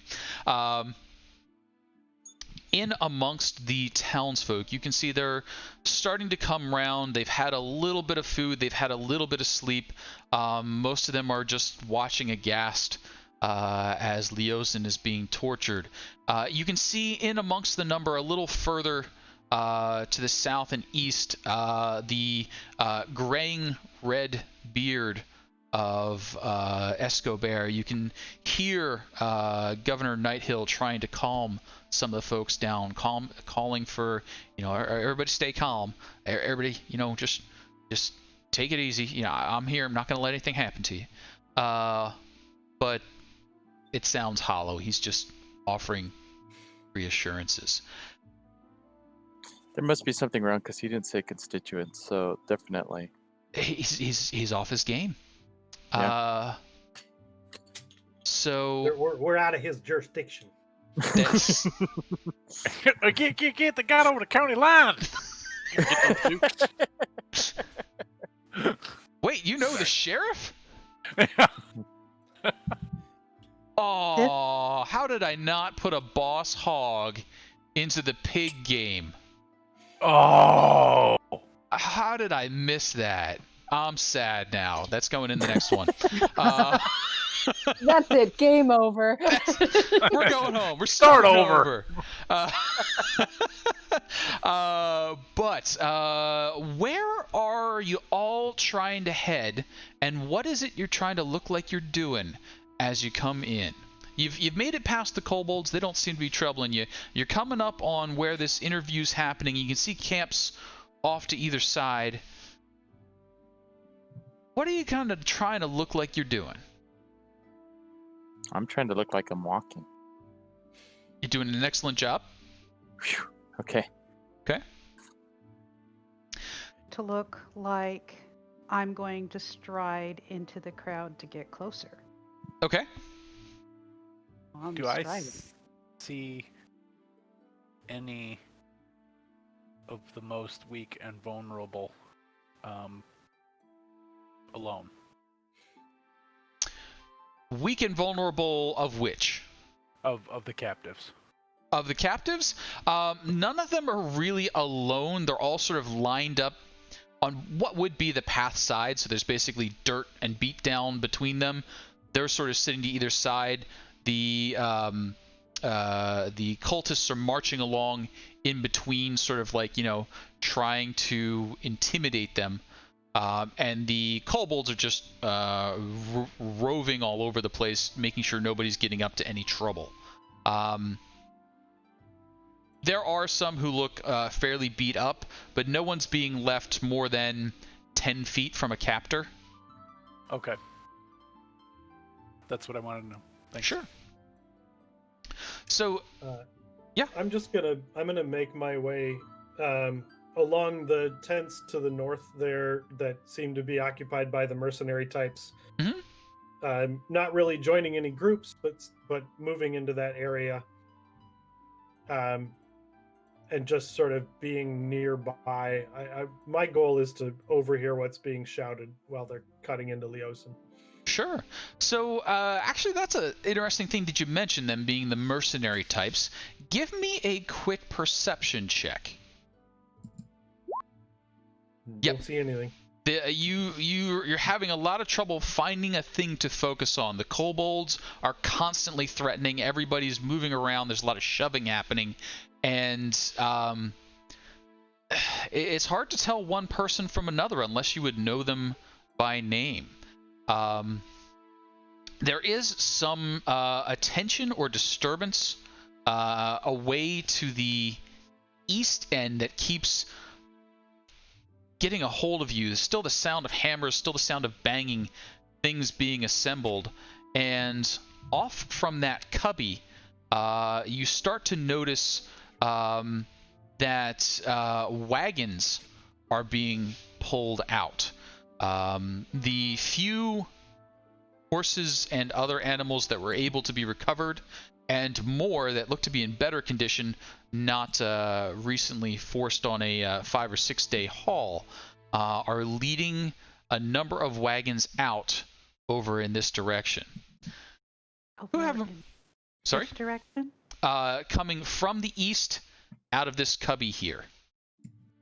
Make sure I'm on the right layer. I didn't see a cubby. Yep. Oh, there we go. Okay. Well, Okay, that's what I was wondering. Yep. So out from this area, a good number of wagons. There's already 4 or 5 that you can see coming out, and there's sound of many more, maybe as many as 20.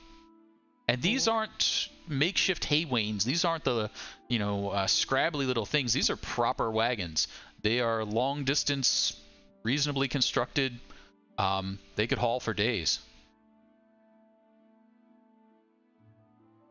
Gives me an idea. Right. Anyone else? Good. We split up. Who's with who? Oh, yeah. Who's with who? Please go ahead and group yourselves up as you would be where you would be. I think, as dumb as this sounds, I think the barbarians were both going in intimidation style, and that might throw off the sneaky style of the rest of us. Well, we were going in intimidation style. Yaz was going in intimidation style too. So, Did. Okay. and I would Something. like to be next to Yaz wherever Yaz is, because I have an idea. I'll follow you for right now. What's your idea? Okay, so do you see the horses? The horses. Did you say that the horses were by the Horses and wagons indents? are coming out of that cubby. Gotcha. Okay. So- Yes. Remember the stampede?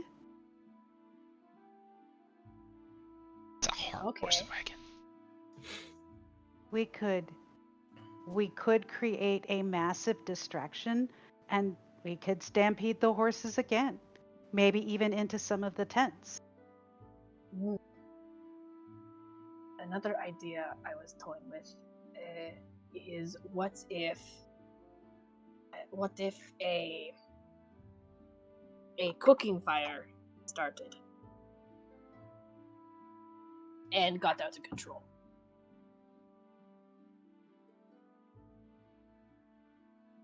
Some additional form of distraction, either organized at the same time or a different time.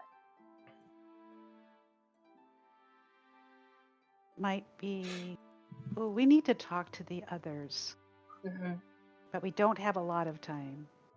But I think, yes, if we can create enough confusion, and it will draw the rest of the guards off, and maybe we can convince, I don't know, the mayor.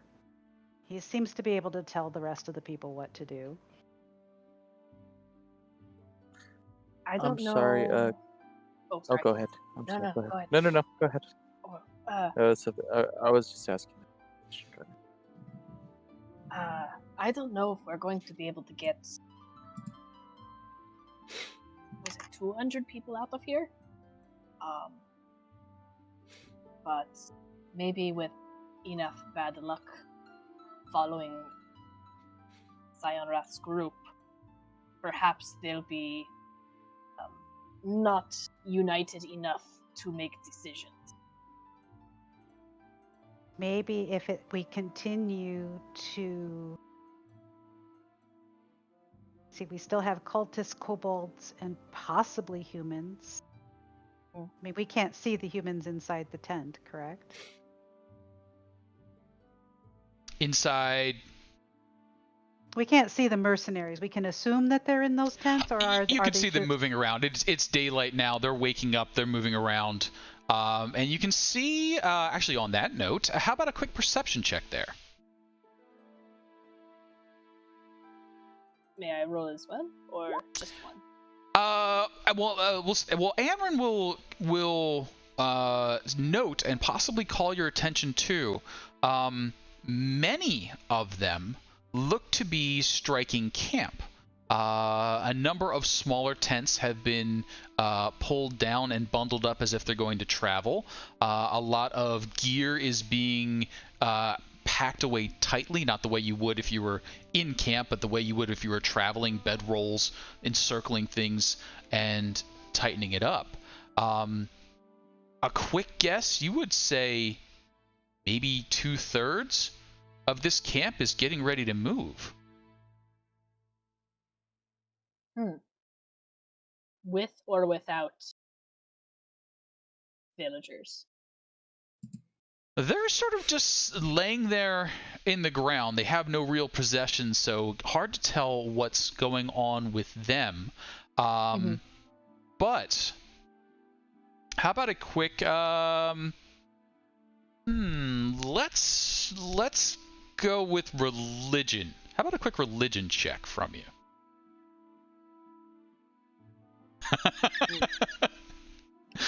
I'm scared, but oh, okay, not too bad. Okay, so you while you don't know much about the prayer and temple aspects of the Cult of the Dragon, we learned that last time. You do know a little bit about their recruitment. Possibly you've even experienced this. You grew up in a rough part of the outer city, and their recruitment tactics are brutal to the point of hey, join or die. And this is seeming a lot like that when they're talking to the townsfolk. The clerics they're threatening, definitely, but they're also adding in that, and this is what happens to people who don't obey. There's always that little out, that little, join up. Away to the south and east, as all that's going on, there's a bit of commotion as two rather large figures and one a bit smaller exit the tent where the leadership was meeting earlier. They are flanked up by those guards, and the Skid Row song "Join or Die." I don't know that one. I know the old.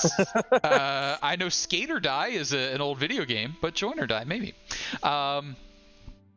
Exiting the tent of the leadership is the leadership, the two half-dragons, along with the purple-robed human. The guards and guard drakes flank up, and they begin moving towards the area where the townsfolk are being kept. There'll be another 2 to 3 minutes walking before they arrive.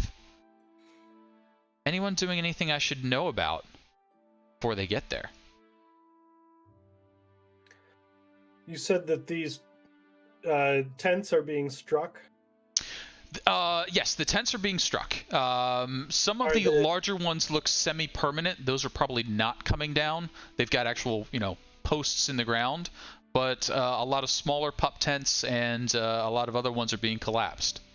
Are things being loaded onto the carts? Where are things going? Most of the tents and that sort of thing look like they're probably going to be carried. But the wagons coming out are fairly heavily loaded.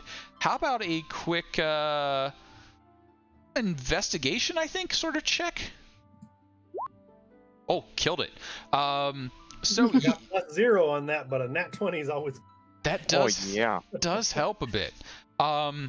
So yeah, the wagons that are coming out are loaded for long travel. The majority of them look to have been loaded some time ago. They have that really well densely packed look to it. You know, someone's taken the time to sort things the right way and get them all secured and down. But the top layer is a little more loosely packed, and you can see evidence that some of the loot from Greenest has been strapped to the top of the carts. The way they're fitted, the foodstuffs on them, the way they're set up, these look like proper trader's carts. And you would guess they're probably going to be a month or two. The caravan that you were on had a similar amount of water, foodstuffs to them. So this is probably a fairly long haul they're preparing for. Well, my thought was just to better blend in. I was just going to help move. If people are schlepping stuff around, I'm going to join in and start helping. Sure. So I'm just like picking up boxes and tents and things and moving them to where people are moving. Absolutely, and there is that definite movement, and the moment you're seen with hands free, you're ordered to go do something else. Now, the order isn't a direct military command, more of a, hey, if you're not doing anything else, how about helping out kind of thing.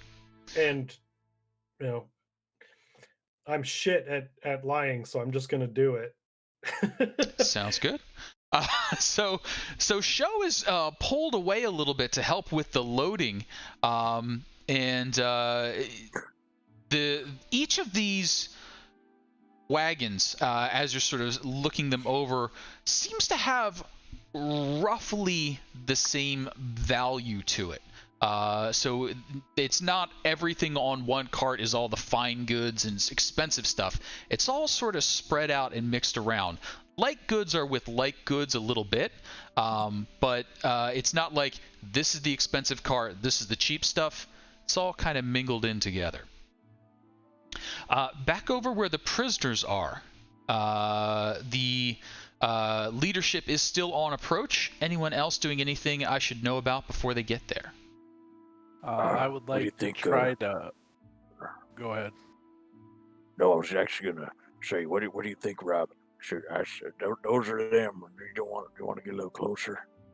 No, I don't know that we want to get too close, but I was sort of thinking that maybe we could get closer to some of the captives and, you know, see if there's anything we can do to get any of them out of here surreptitiously, you know?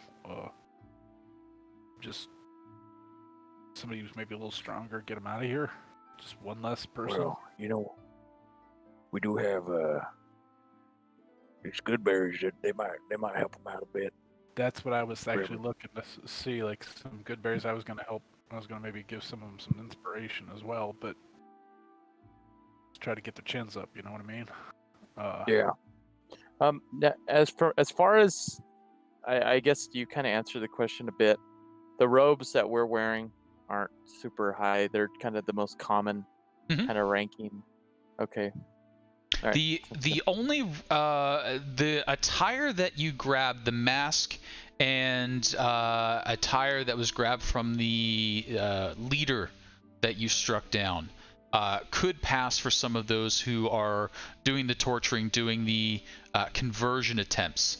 But you were going, I think, more for blending in, so you didn't set yourself up as someone of rank. You could fairly quickly pull out that fancier mask, puff up your shoulders a bit, and maybe pass yourself off as one of the, certainly not the leadership that's approaching, but one of the clergy. Yeah, and I'd follow you, then maybe I stand a step behind you. If you try to make yourself look a little higher up, I'll walk behind you. Yeah. Me? I was thinking more of you, maybe, but I don't know. Okay, well, I can do it too. I'll try. I could try. I don't know. However you want to play it, man. I'm good. I don't. I don't know about that. I'm not a showboat or anything, you know. Right. Yeah. All right. Boy, we are both so country. All right. Anyway. All right. So, who is getting fancied up? I didn't quite catch what the final decision was. Chiquito? I'll do it, I guess. All right. Do it up. Yeah. Okay. I would say I'm going to need something that gives you the air that you belong to be there. They are definitely intimidating the heck out of these people, so if you could pull off a decent intimidation, that would work. I could also hear maybe a religion, so that you are giving the right signs, saying the right things. I'm going to say probably not insight this time. But I'm willing to hear other arguments. You see what I was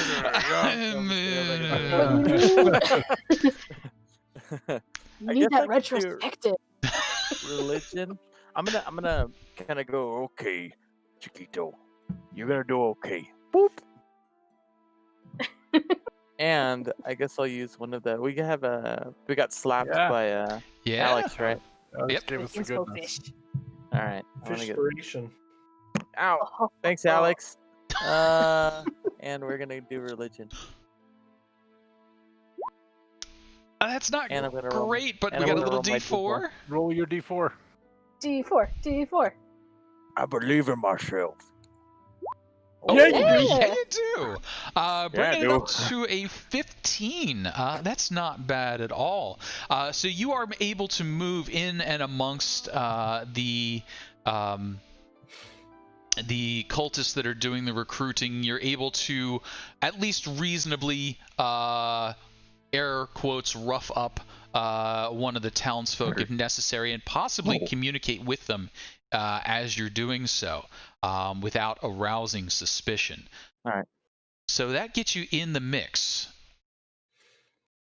Anrin? Move out of the way, Kobo. I would like to palm my good berries over to any that I can get them over to that look bad. Sure. So you identify some of those that twisted ankle, not doing well, the food didn't agree with them, that sort of stuff. Get a few of those good berries distributed. Now, there's about 200 folk. So I only have 2, so, 10? 2? No, I have 2. Because if he gets 10. Oh, 10. He gets 10 a day. Oh, okay. Yeah, but... Yeah, you cast it a bunch of times. He uses up all his spell slots at the end of each day. Yep. Oh, okay. All right. So I have 10, so I help 10 out. Okay. He's one of them thinking druids. All right. Yep, I'm gonna go. Yeah, I got something over here. Ouch. So, ding, ding, ding. Yeah. So they're in the mix. That brings me back, I think, to Anrin and Yaz. Where are you as the leadership makes their final approach? Well, from what we've been talking about, it sounds like we're thinking of just making their day a little rough in some fashion. Okay.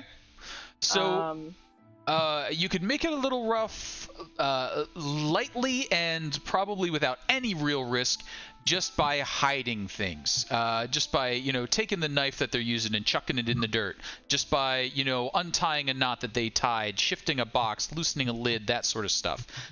That's fairly easy for you to accomplish. Things like, I'd heard you mention a little earlier where we're stampeding horses. That's a little more high risk. Especially with them coming from that little area. That's where they're kind of focused in right now. Could still talk with the horses and ask them to do things like be less cooperative, the people who are trying to drive them. Sure. If it's too much of a risk to cause a stampede. And of course, by this time, can we see the leader? We can see the leadership coming towards us. Yeah, the leadership's just a short walk away at this point, and they seem to be timing things so that the leadership will arrive a minute or two before these wagons make their way all the way out and begin funneling out there. So the wagons have drivers on them. They look like they're basically ready to go. And the leadership looks like... Go ahead. Sorry. I was going to say, could I get over there in time to actually go and talk to them? Oh yeah, you can move way more quickly than the slow plod that they're at. So that's towards the horses. Maybe I go to assist. Sure. Where I'm assisting, I'm undoing things, and So I would that say, gives enough of a distraction for you to speak to horse. yeah, you're all going to end up somewhere in this area here where the horses are going to go past. You're going to have a moment to do your distraction. Show's actually traveling back and forth in that area, dropping off boxes and that sort of thing. And Yaz playing a little bit of cover. Anrin, could I have an animal handling from you? Yes, and I also have speaks with animals. Yes, please. That'll give you advantage on it. It would be over here, right? Yeah, in and around that area. Yep. Okay.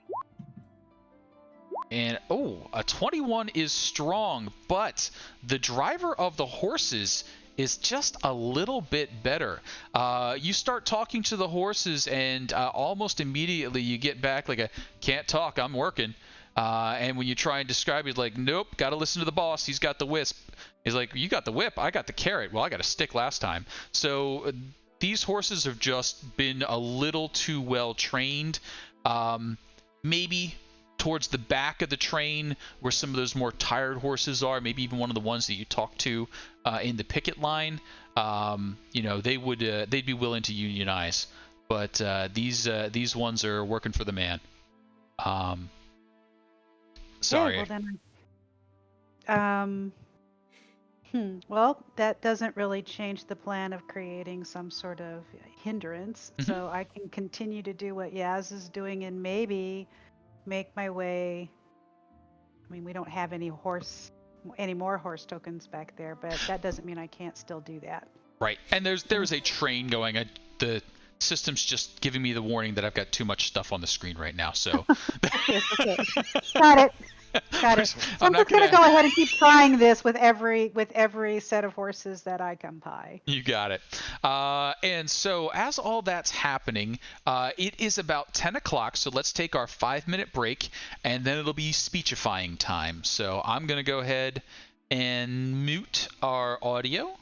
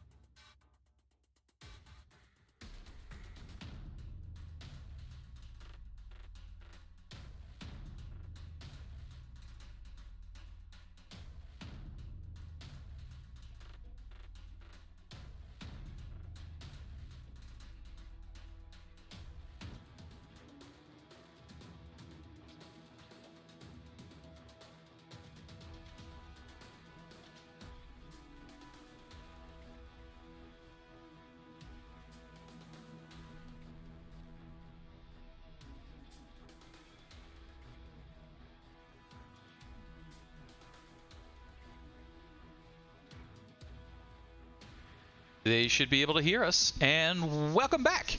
We're doing D&D 5e, working through Tyranny of Dragons. We're coming back from our break, so ignore the chewing and drinking and other such things. I have my delicious bubbly sparkling water. It is the absolute worst. I've got cherry Coke upstairs, and I'm dying to go get a drink of it. So... It's that sponsorship.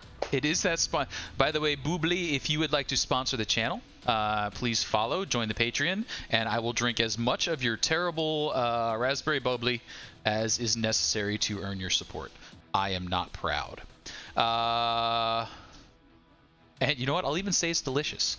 I am willing to do that for you, Boobly. What do we got going on? We've got some sabotage happening. Several of the players are engaged in horse whispering, disturbing of packages. Some are sort of helping out, getting in good with the mercenaries and cultists that are packing up the carts. Others are making their way in amongst the townsfolk and the cultists that are trying to ply them with conversion. All this being done as the leadership strolls up. 2 half-dragons, one blue, one black. A human in purple robes, flanked by guards. As they approach, the human calls out, "I am Frulam Mundath, wearer of purple in the cult of dragons. All praise to Tiamat. You have been spared thanks to her mercy, and you will be offered a choice. You may acknowledge Tiamat as Queen of Dragons and give oath that you will not hinder her or her followers in any way. And, if done, you will be set free. If you break your oath, your soul is forfeit. Do not take this oath lightly. If you prefer, you can refuse to acknowledge the Queen of Dragons, and your life will be cut mercifully short. If you're interested in joining our cult and taking your rightful place of power over those who refuse to acknowledge her glory, then those arrangements can be made. You will have to prove yourself of worth, and that is no easy task, but the rewards are great. The goods that we have taken from you are spoils of war. The war was declared eons ago. Elves have risen up against her, humans have risen up against her. All peoples have refused to acknowledge her rightful rule. So, she's taken these spoils.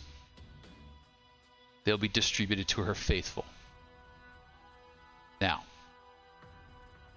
you will have until tomorrow at dawn to make your decision.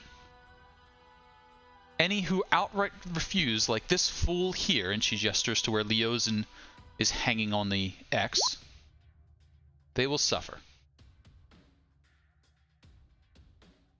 I will not ask if there are any questions. There should not be. But if you are interested in more information about our cult, about the glory of Tiamat, you may speak to those who move about you. Now, witness the power and glory of her followers. And at that, the half-dragons both lift their heads.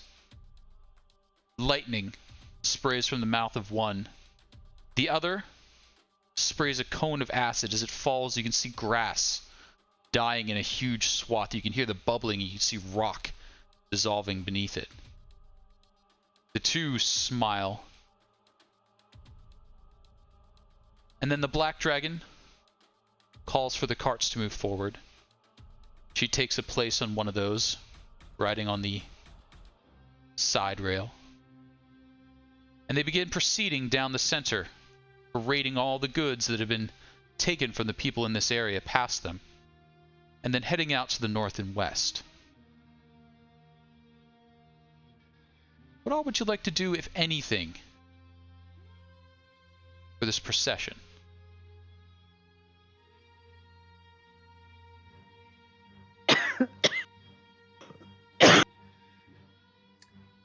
My intention is to merely move out of the way.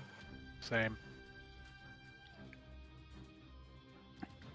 It does take a while. There's a good 20 or so wagons, and this is not a paved road by any stretch of the imagination. Occasionally, a shoulder is needed to help get the cart moving along, and then they head out. You can hear the townsfolk whispering amongst themselves. You can hear the cultists preying upon any doubt, any chance to get that oath of fealty.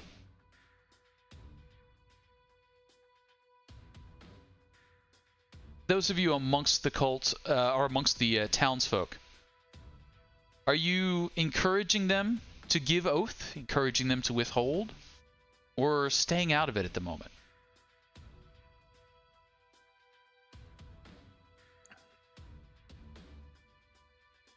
I have no thought towards that. I just, if I've given up my, if I've given up all my 10 good berries, I'm going to, the last one that I see, I'm going to use an inspiration and just pass inspiration onto the last one that I give a good berry to, and just say, keep your chin up, and that's it. So I'll subtract an inspiration. Sounds good. Now, with that inspiration, is there keep the chin up, stay strong, don't give in, give in and live another day? Or is it just to stay strong? I'm saying, whatever deity you have, they'll direct you, but I want to give you the strength to do what's in your heart. Sounds good. So, if they're feeling like they're going to revolt, I leave that to the gods and the dice, however you want to play that. But sure, no problem. So it seems like a number of the townsfolk have already decided that, I mean, we're in for a penny, in for a pound. We gave our fealty to the dragon. This is no worse, I guess. And you can hear that Governor Tarball is arguing to that side. He's saying, look, it's... Ooh, what was that ding? Oh, hosting, excuse me. That was a new sound dinging through my ears. I wasn't familiar with that alert. Thanks, keep tacking. Glad to have you hosting us. So, what do we got here? We got Governor Tarball Nighthill saying, well, if it'll keep my constituents alive, I suppose it's no worse. I mean, to be fair, we do already have a practitioner of Shar living in town. Saying we won't interfere with Tiamat, it's not much worse. Whoa, thanks for the jams, man! Escobar the Red is fit to be tied, and several of the townsfolk are attempting to do so. As he's thrashing on the ground, roaring that just put a dragon in front of him, he'll be happy to go down fighting. Anyone else lending a vote one way or the other, or encouraging or discouraging anything? Once the carts have gone by and there's less, when it's less tense, I would like to make my way to the governor. Although he's already giving the message, counsel him to give, and just reiterate that the only requirement the oath places on you is that you don't hinder them. So, if make the oath and live and make your way home. And now, do you give some sign, shift your mask a little bit, that of who you are, or are you staying in cult costume? You're a little stand out, but are you making it obvious for him? He's had a rough couple of days. I'm not, but when I speak, I imagine I am fairly recognized. and he well, that was just what I was telling him to do. Don't need it to be rough or nothing or Whoa. The time for roughness is not yet. I see. And with that, he sort of starts redoubling his efforts to be, all right, we're just gonna go along with this. Escobar, you gotta calm down. And I will go to Escobar and reiterate my previous offer to him that stay alive, and one day we will fight this foe together. So, Escobar, he does not want to listen. He want to fight. Maybe some sort of persuasion, intimidation, something. Are you going for smooth? Or are you going for shut up and sit down? What are you looking for there? Really neither, but I will roll a persuasion. Okay. I mean, I'm not. He's gonna do what he's gonna do. I've given him my take on it. Sure. That went about as well as I expected. Yeah, no, he's like and he sees you and he recognizes you, but he's not going to give you away. It's not. He's an honorable person, even if he is furious. He just sort of sits there and vibrates as people try and keep a hand on him from starting trouble. He's like, I had a dragon belly above me, and he's like, put a gun in it. Dragon entrails everywhere. Just don't take any of these people with you.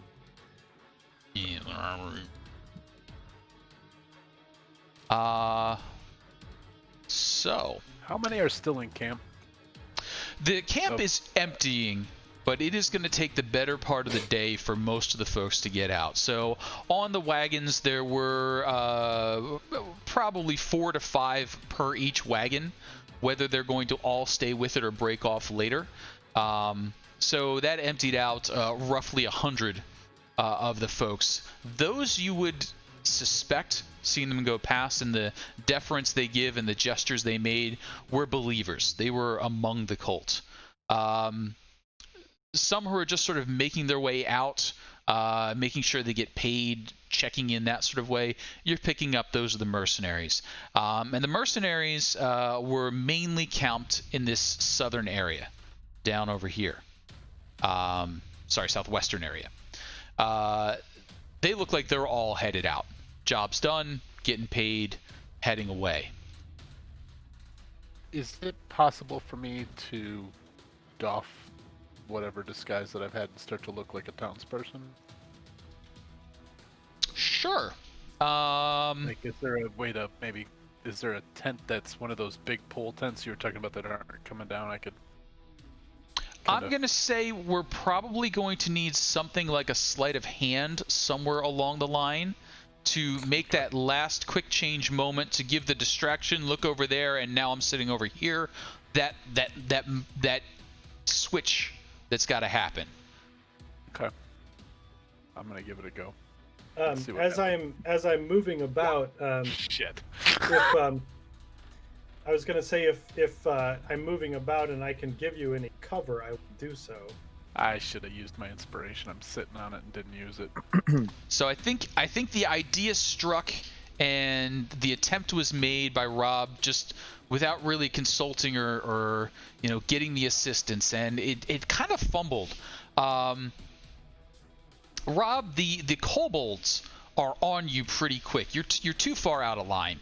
You're not where you're supposed to be. Something's up. Are you trying to get away? Are you trying to get out of your oath? You hear them barking all these things at you. How are you thinking you're going to recover from this? You've been caught doing something wrong, but they're not sure what yet.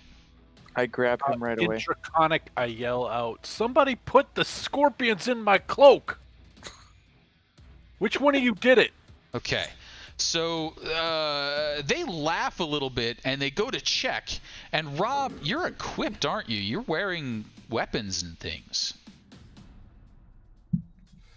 So they're on you, and it's a good 20 to 40 kobolds just start to kobold pile you. And they're after your weapons. Are you offering any resistance?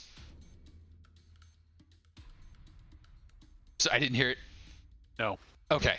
very short order, everything you have is torn off you. So weapons are taken away, gold's taken away, your inventory is zilch. You're basically lucky they didn't go after your small clothes. You're thrown. Well, they're lucky too. Well,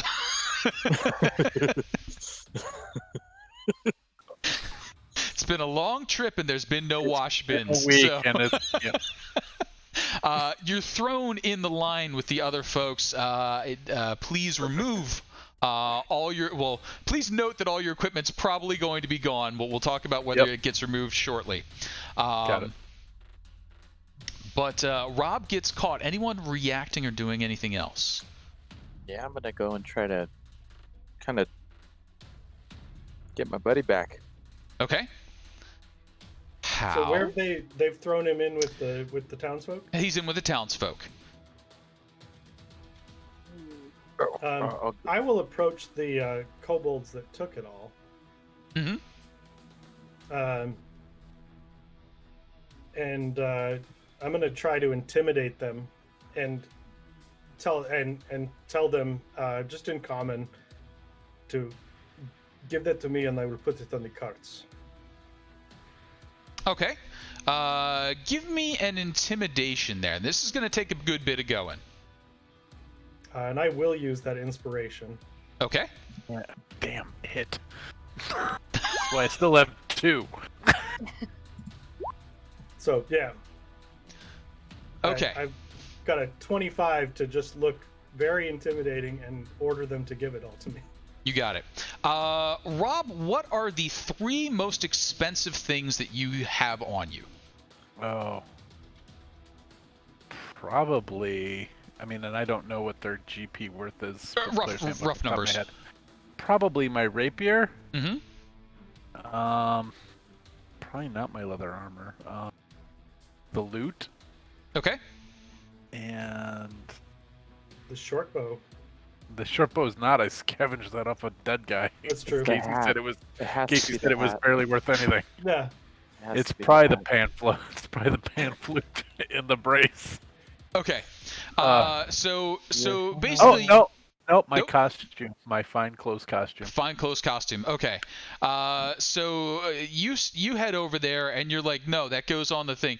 The kobolds have already scattered. There are 40 kobolds heading in 40 different directions with this stuff. The 3 that turn around and look a little sheepish are the ones that know they're probably not going to get away with it, which is the rapier, the pan flute, and this suit of fine clothes. You know, you can't make that disappear. So that the is loot or the pan flute? Which is more valuable? The loot's more valuable than the pan flute. Sorry, so the loot. I think the kobolds really want the pan flute. They want to stop that noise from ever happening again. So rapier. Well, one of the kobolds is named Zamfir. There.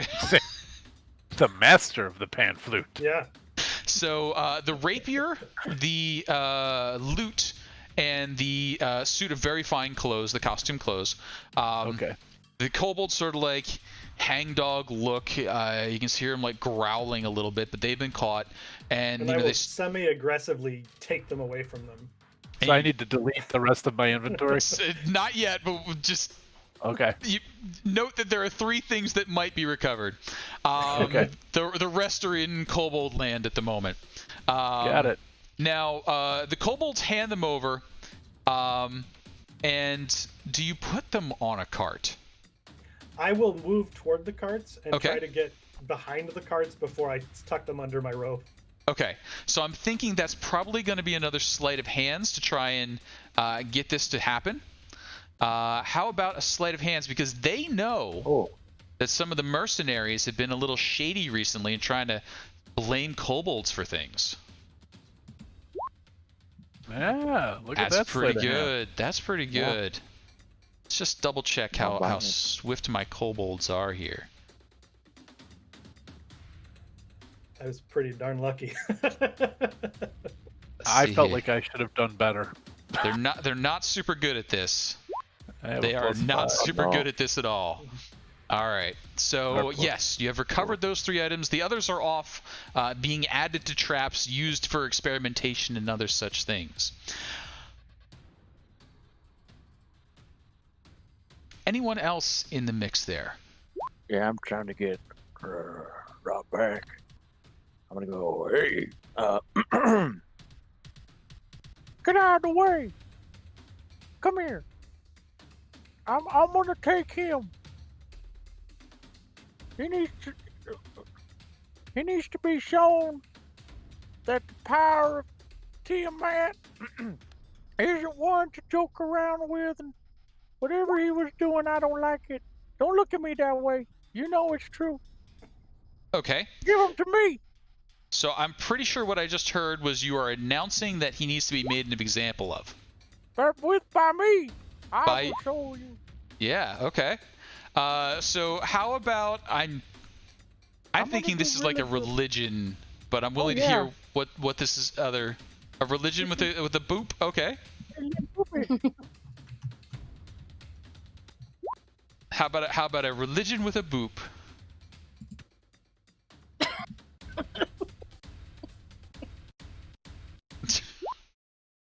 That's not a great religion. Let's see that boop. Boop. Oh no! That's not a great boop.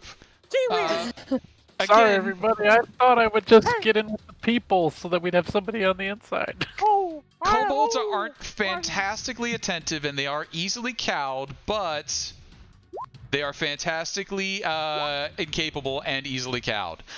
So you do get Rob pulled away in his small clothes to make an example of. The other townsfolk look frantic. They're like, no, please, no. And they look quite sad, but you've got him in your power. Anrin, I saw in there, move amongst the townsfolk and share some of the berries and question mark? Just trying to think of something while all this was happening. Okay. Knowing how to whisper in Roll20. No problem. Trying to plan without interrupting. Aside from the Tyrannosaurus roaring at us, did anyone else come up with anything they'd like to do as this was going on? Because I'm feeling this probably took a good 20 to 30 minutes between the ambush, the stripping down, the convincing that they're going to pull away, and then actually getting it to happen. The leadership has basically moved off at this point. The black half-dragon is ridden out with the first of the carts. The blue half-dragon and the wearer in purple heading back to their tent. It doesn't look like they're planning on leaving anytime real soon. Screw those guys. Let's get those guys. Anything else going on? With your 3 items?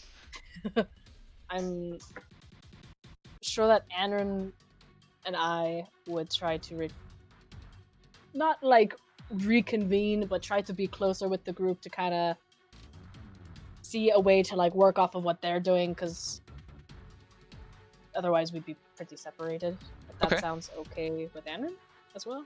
It does, because we've done what we can to hinder them, and they don't even know it yet. In terms of like the things that we've done, but we need to get back and figure out what's going to happen, what's going to be going on with the townsfolk. And now that we don't have to worry about the blue dragon and the Ponzi man, I think that we can go ahead and move closer. The question is, and Rob is now among the masses. Yeah. No, I'm with Chiquito. Oh, you are with Chiquito. So Chiquito is pulling Rob out, but I don't know where Chiquito's pulling Rob out to. Chiquito basically has Rob away from the others, but they're still in that open area. Chiquito. Gotcha. Okay, so he. Come here. Okay, for a second, I thought he'd been found out. No, he rolled very poorly, so we're okay. Okay. I wanted to make sure I wasn't. I wanted to make sure I wasn't misinterpreting what happened. Okay. Yeah, you were probably pretty convinced that he had been found out until the kobolds were like, whatever, and walked away. Okay. So you're like, oh, this is horror. Why are they leaving him alone? And you too. No, I don't know. If they don't care. And I do have a question. As we're coming closer, what's happened to our half-elven friend? So Leozen is still just hanging there, and he looks pretty beat up. He's been cut up a little bit, bruises, nothing life-threatening, but he's definitely had a very bad day. He seems to just be being used as this is what's going to happen if you don't agree. So anytime there's any sort of doubt, anytime there's any sort of sign of, we should all band together and, it'll be fine, we'll just refuse, somebody just walks over and gives him a quick shot and be like, you sure you want to say no?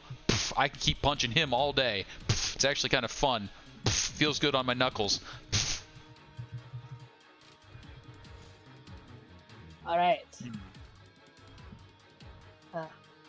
I'm gonna be trying to pull Rob away for a second, just so that we could move out for a second. Maybe is there a way that we can kind of reconvene as a group and see where we go from here, or because we've tried to cause little bits of havoc, but it seems it's too little. I want to look around near the tents where things are being packed up and see if I can't procure an extra cloak. Oh yeah, fairly easily. It's early spring and I'm in my underwear. So I'm gonna, Stinky. As I make my way over there, I'm going to just drop a cloak in front of Chiquito, like as I'm carrying stuff to where stuff is going. I'm just gonna drop a cloak as I walk by. Yep, I pick it up. Slightly with my feet. Actually, I just kick it I drag it along with my feet. Okay. I don't have any confidence that I could actually give it to him, so I'm just gonna leave it to him to figure out how to get it. I'm kicking it along. Come here, Stinky. I'll come around this. I'm sure one of the tents is still up. Yes, I'm a coming. Come here. What the hell was that about? I don't know. Wasn't one of my better ideas. Really sorry about this. It's okay. I don't know. Thanks for getting me out of there. No problem. I hope. Yep. Here's a cloak. Oh. It's a little. I don't know if you want to do it again, but again, sorry. Did Soda see me like this? I don't know. I think so. Otherwise, or a big cultist decided to give you a cloak. I don't know, but so. That's not good. All right. Why not? Tell me. This. No. Oh, Well, I think she's ever so dreamy. Really? Wow. Okay, that's good. Well, don't worry. Maybe you could impress her a bit later. I'll try her to help you out if you need anything. That'd be great. Thanks. Okay. I'll try to get. Maybe I'll see what she likes. Maybe you could cook her a meal or something. Oh, that'd be good. That's a good idea. Or sing her a beautiful song. That's an even better idea. We'll have to work on that later. I know. Okay, that's not very important, but it was. Yeah, I don't have any armor right now. I'm feeling a little. You were definitely, I didn't mean to call you stinky. You're not that bad. No, I know. Well, thank you. Appreciate that. I am a little stinky. All right, so while you two are out and about, Anrin and Yaz, I think we're starting to do some circulating through the townsfolk, and most of the townsfolk at this point, vast majority, have decided that we'll swear our fealty. That's reasonable. We're just saying that we're not going to hinder them.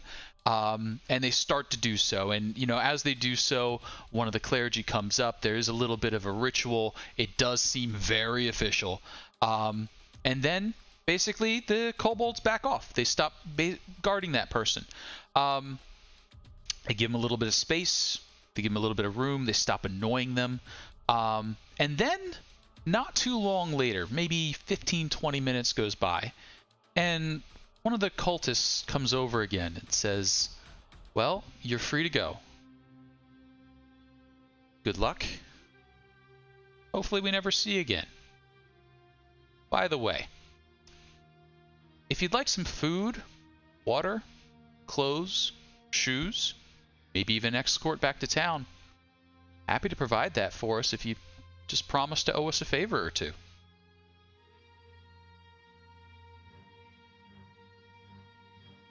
And that offer gets repeated. Some of the more hungry, thirsty, tired, beaten down looking start to think maybe that offer sounds pretty good.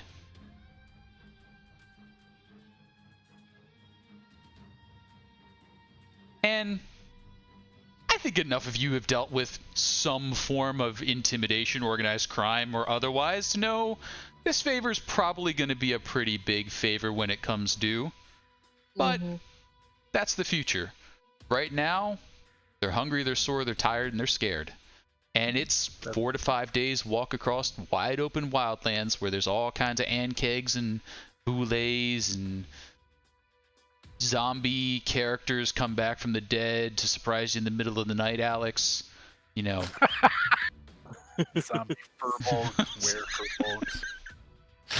All sorts of things happen when you're just traveling from point A to point B. Yeah, it's crazy. It's crazy. Headless clerics. But so that offer's getting spread around, and it's a no pressure sale. Hey, just saying. I'm gonna start moving amongst the townsfolk as well, and basically just saying you heard the offer, and then handing out my good berries to the people who look most like they're tempted. Okay.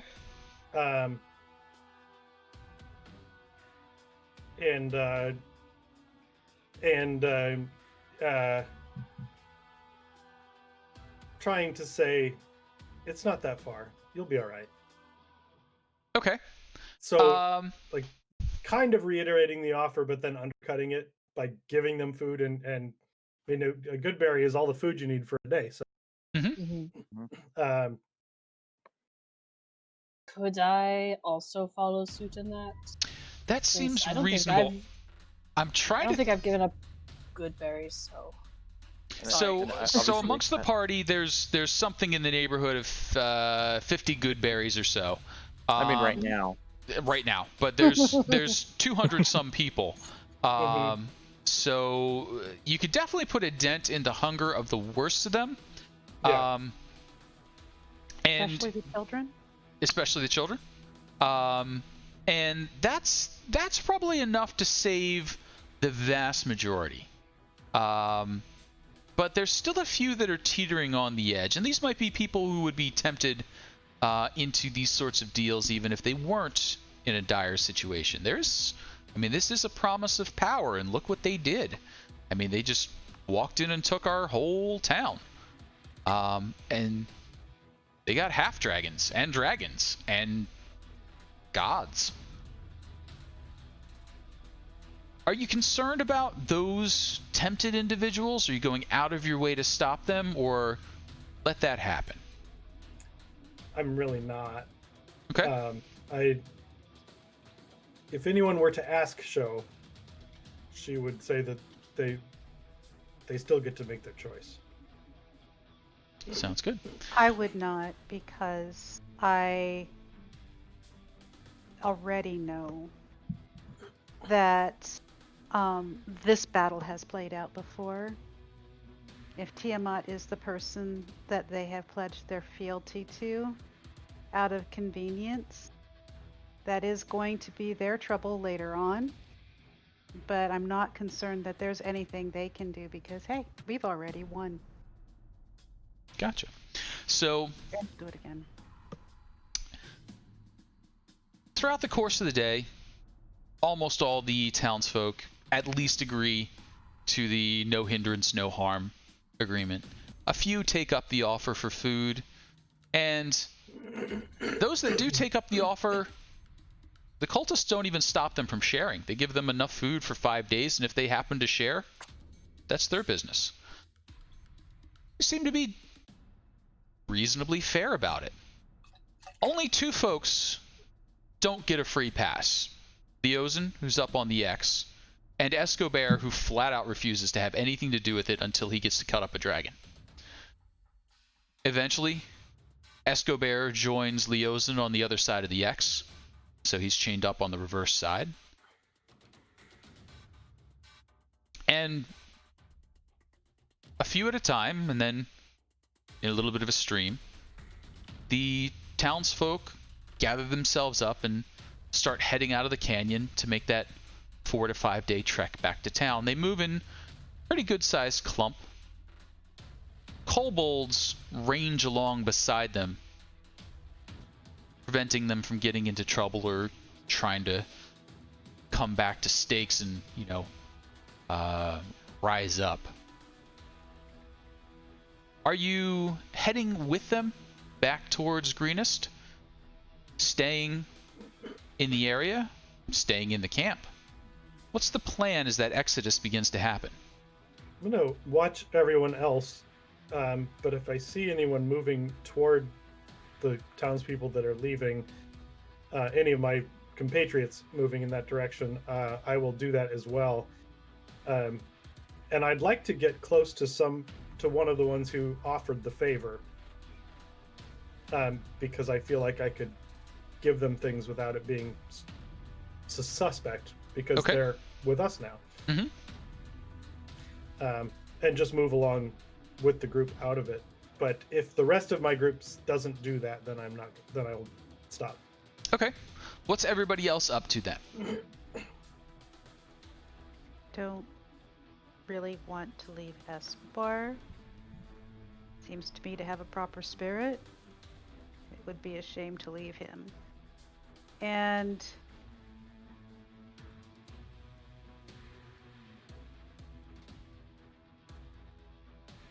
not as concerned about Leozen. Fair. He put himself up on the cross.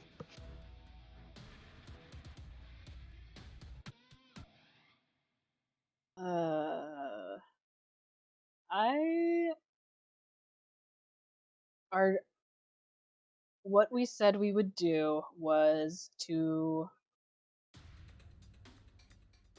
try to slow down people as much as we could. Mm-hmm. So maybe if we can keep some people here, might be good. I don't know how, but I mean, At some point, if we don't leave, we're going to be extremely suspicious. mm-hmm. Why would we be there? So Yeah, at I agree. that point, we're going to have to make a decision.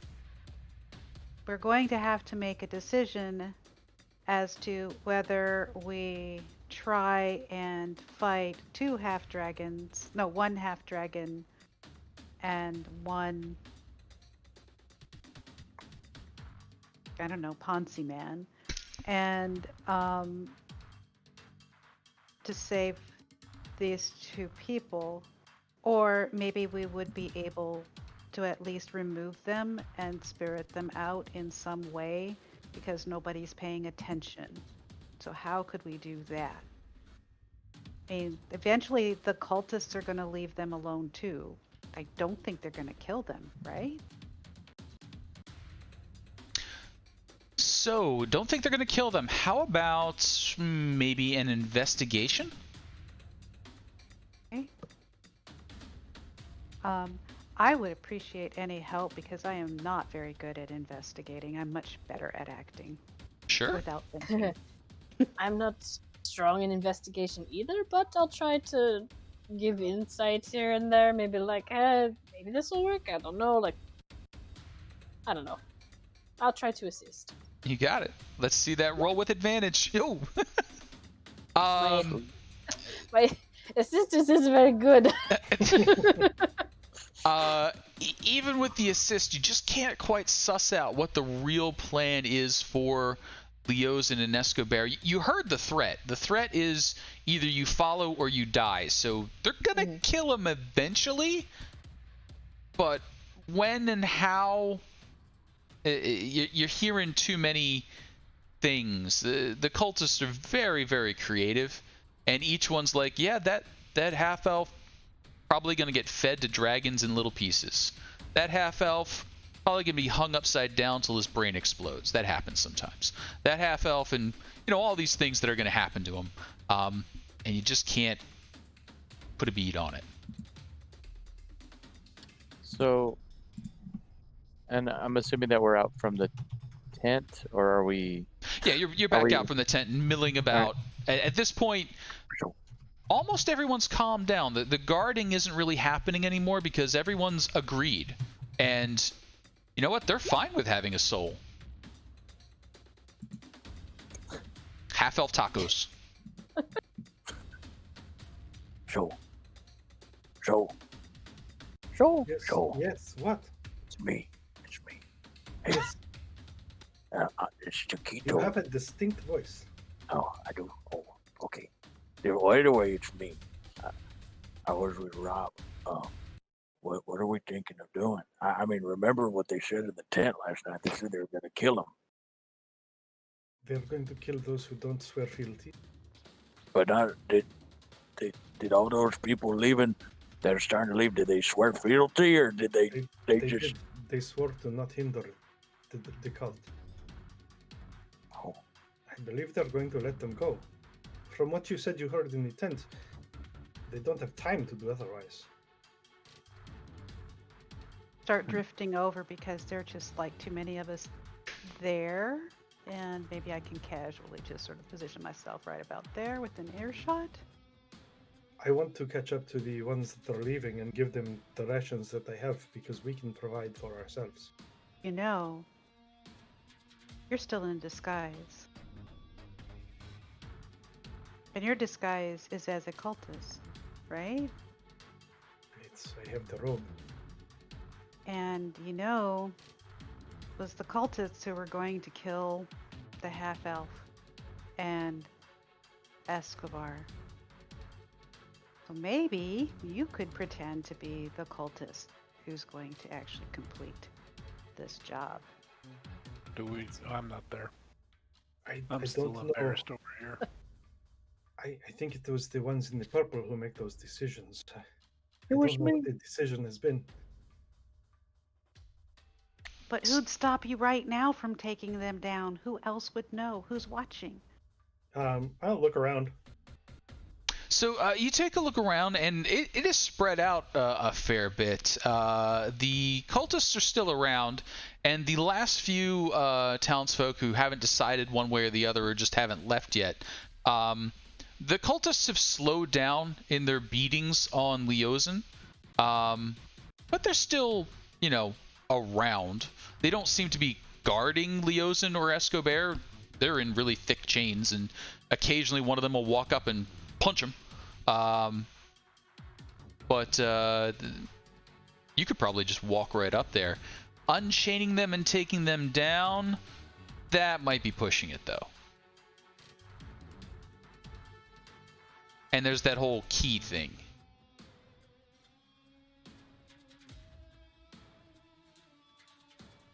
I don't know how I would get them out without it being very obvious. Well, Can I go up to the monk? Can you go up to the monk? Yeah. Sure. You're still in disguise. Yeah. Okay. So you've got Leosin on one side, Escobar on the other. Escobar's hanging because he's nowhere near tall enough to hit the ground, but Leosin's feet are pretty much on the ground. Hey. I'm gonna look around. Are there people really listening or not too much? Nah. Okay. Okay, never mind. Do your worst, fiend. Yeah, shut up. Listen, idiot. We're here to get you out of here, but at the same time, are you gonna? Can you escape this or what? What's going on? What? Who are you? Who sent you? Shut. Listen. Okay, we heard about you being a hero and whatnot. You're not being very heroic at the moment. You're just getting beat.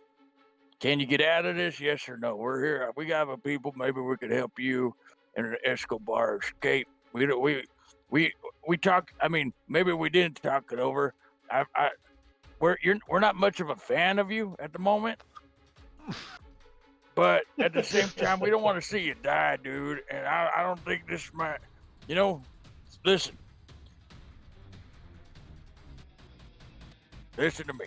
Can you get out of this? Yes or no? Of course. Oh, you can't? Really? Yes. You could? Yes. I have this well in hand. I'm gathering important information. What have you gathered? Well, I know their timetable. I know when they were leaving. I've freed all these townsfolk. See how well that happened. I know the names of their leaders. I've ascertained where they're going. I know that there are 3 dragons hatching any moment now that need to be dealt with. Wait, what? Oh, I'm sorry. I thought you were rescuing me. Now all of a sudden I have the important information. See how well my plan is going. Oh. Yeah. I guess. You're still tied up, partner. I don't know. Maybe I like being tied up. Oh, he takes it. This place was called the Hatchery. That makes Kink sense. shaming. Listen. Are you looking to die here? Yes or no? No, of course not. Okay. What sort of How story are you? ends that way? Wow. Oh, yeah, apparently yours, idiot. What?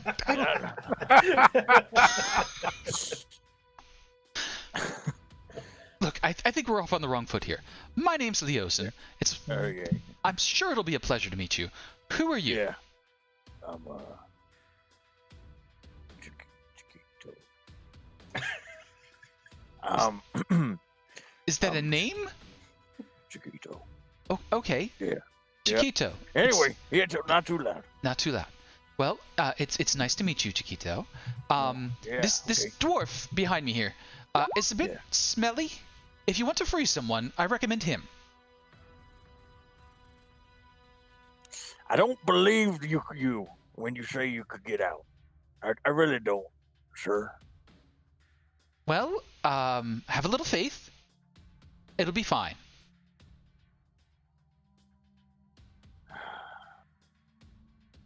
And then I punch him in the face and walk away. And he's like, paff, and he's like, oof, and he's just out.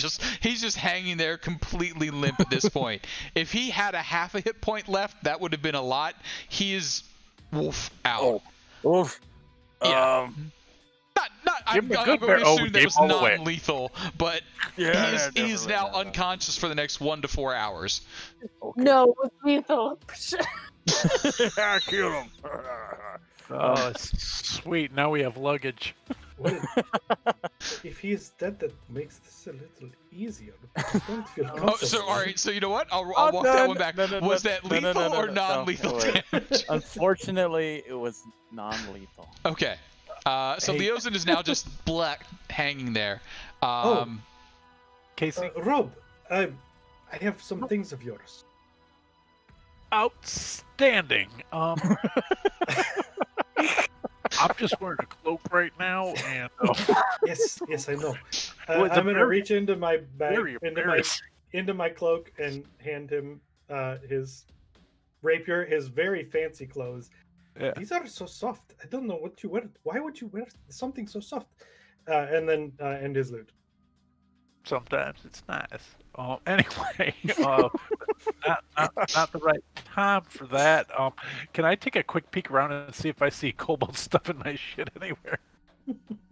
Sure. How about an investigation check? We'll start there. I'm going to use my inspiration. Okie dokie. You're gonna do okay on this. I know it. Okay. So you Oh, see... I got booped. Boop. So go ahead and get the boop.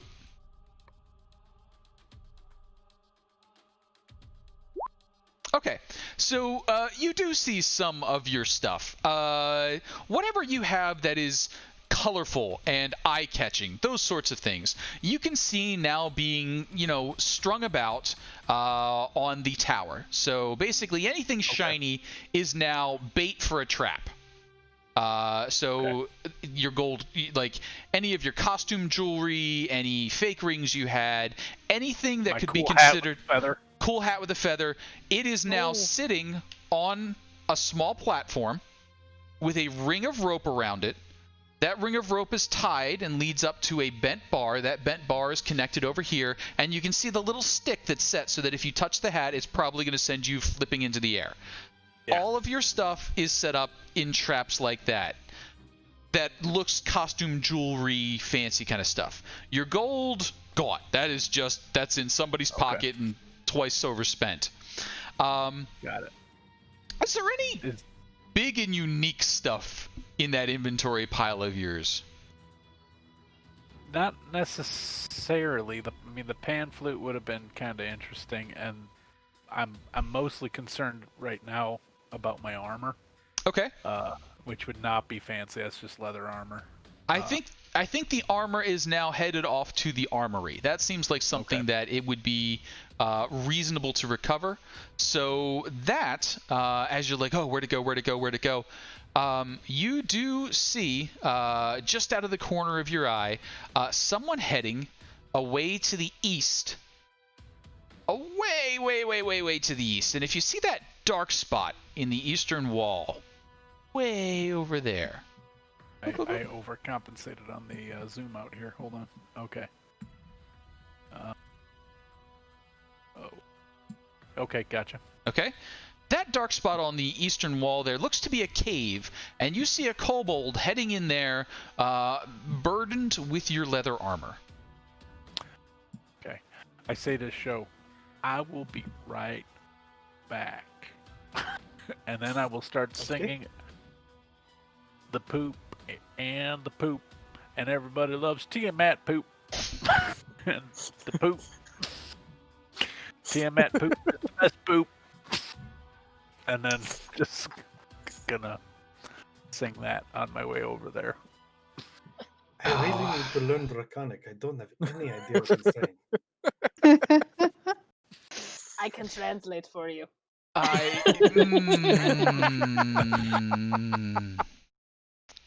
sure it will really put them on a pedestal. Sorry, bad joke came into my mind, and I'm pretty sure I'm not going to be allowed to say it, so I'm just going to lock that one. Save it for later. Back in there. Save it for later. Save that one for later. So, where are you headed while you're singing your song? Straight towards that kobold with my leather armor. Okay, that kobold with your leather armor disappeared into a cave. That cave is past the leadership's tent. Around the leadership's tent is patrolling those serious-looking guards and those guard drakes. Are you risking passing them to get to that cave? They look a little more attentive than most folk. No, I would like to get... Is there any way I can get sort of an idea of what else is going on with that cave? Is there something potentially interesting to the rest of us, or is it just going to be my leather armor in there? What else is going on in that cave? I think if the players and characters give that one a little bit of thought, they'll probably be able to figure it out. Is that where the dragons are getting born? That's probably very... it's probably not happening in one of the tents. Is why this place is called the Hatchery. Oh, see, now I thought that was a code word. Like, I thought we were speaking in code.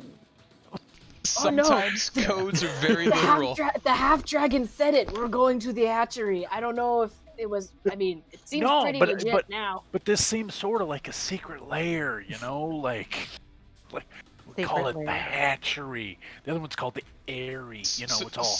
Ooh. So would you say... Fire breath, you know? The Hatchery, the Rookery, the Nest. I know they do, but it's still kind of cool. When a lady dragon and a male dragon meet and they like each other very much, they create a hatchery. Look, I know how sex works. Is that true? Is that how dragons do it? I don't know. Do I know if that's how it works? Anyone is free to roll nature. I'll roll nature. Do I have nature? You can just say you know, but if you...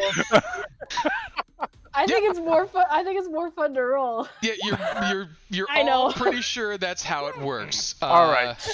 So you do know dragons hatch from eggs, though. That's why it's a hatchery. I know how it works among mammals. I don't know dragons. Yeah. So there's no milk involved. It's one of the things that we've learned on this adventure. But what about the milk snake? That's just a rumor to scare children. Look, How is it scary? It's just a snake with milk. That's pretty look, scary. that's kind of terrifying in a lot of ways. I mean, I just don't want to milk a snake, you know. Your culture is very different than mine. Well, embrace the diversity. Drawing too much attention to us. Oh well. Stop smiling. So, I have this feeling like maybe. All right, so I'm gonna sort of just walk back the way I came, and report back to my team. All right, we're not together. Oh, I thought you had come back. Yeah, that entire conversation didn't happen, but it just happened now. That was all shouted. Yeah, it was just, yeah. Hey guys, guess what? How do the dragons do it? I don't think they do that. I think some of the dragons did the hibbity-dibbity, and now we got 3 of them going up in this cave here. The hibbity-dibbity. Hibbity-dibbity. You use a lot of words I don't know. Yeah. Try saying it though. The hibbit is fun to say. Yeah, that's what I'm saying. It's got, now, anyway. Suspicion it may have something to do with dragon reproduction. But it's difficult to tell. No hibbity. I've learned that humans make absolutely no sense. Ever. Right. So, dragons hatching in a cave. Big problem. Dragons hatching in a cave. Leosin has informed you. Escobar still rattling his chains, trying to escape, sort of wiggling in midair. And we're still surrounded by overwhelming forces, right? And the overwhelming forces are depleting. They are still whelming. You would suspect by the time that this exodus is done, the villagers have left, the guards, many of the kobolds have escorted both teams out of there and also dispersed. The bandits have left. It's probably going to be down to maybe 25 to 50 total in this area. But that's not going to happen till probably tomorrow morning. And there are a couple that are hanging around even though they're packed up. And how about, let's use everybody's favorite. How about an insight roll from some folks? Yep. Yeah. So I think Rob, you're the one who's picked up on it most. Chiquito, you can how dragons confirm. Are made. It's not so much how the dragons are made as hey, you're gonna be here for tomorrow, right? Awesome, good, great on you. And so tomorrow morning something's going down. And is it a birth? Say it again. Is it a birth, a breast, or something? So something's going down. And are you asking? Yeah. No. I'd like to be more subtle than that. Yeah. Oh man, I can't think of anything right now. Like in character, I would be more like. What do you think would be the best part? Yeah. What are you most looking forward to tomorrow? What detail? So like, good question. I mean, I'm also hatching a plan tonight to get some of my shit off Kobold Taller. I've never seen a baby dragon eat a person. Yeah. That big aspirations. I've never seen that either. That's gonna be wild. Yeah, I'm. You think they're gonna go for like the head first? Or like, do they start at the toes? Soft bits first. No, it would be the soft parts. Soft Yeah, parts. Yeah, just because they're soft still young. They're still learning to chew, and they might enjoy like the fight, like as if it's played.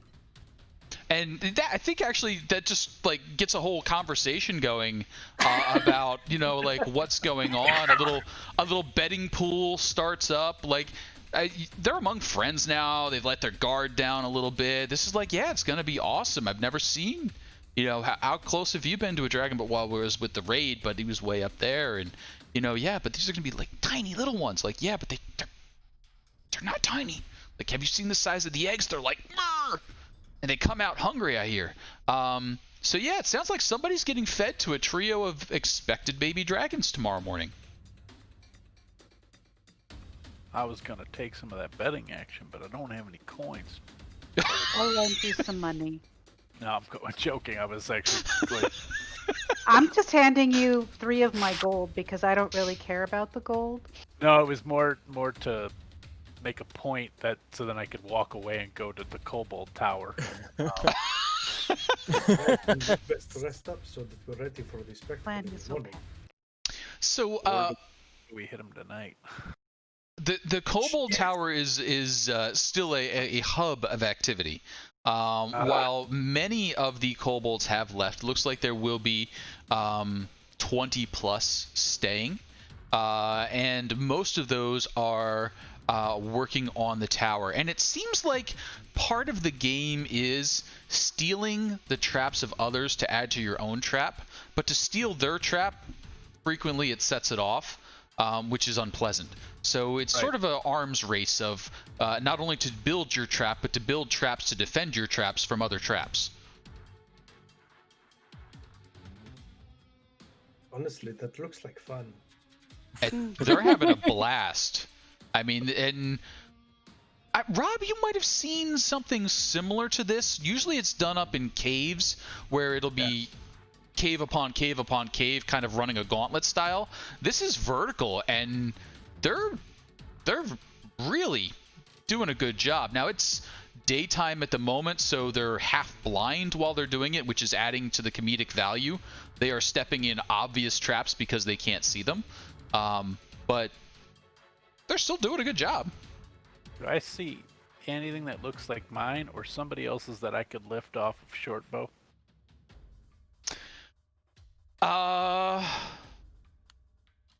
Could have my short bow.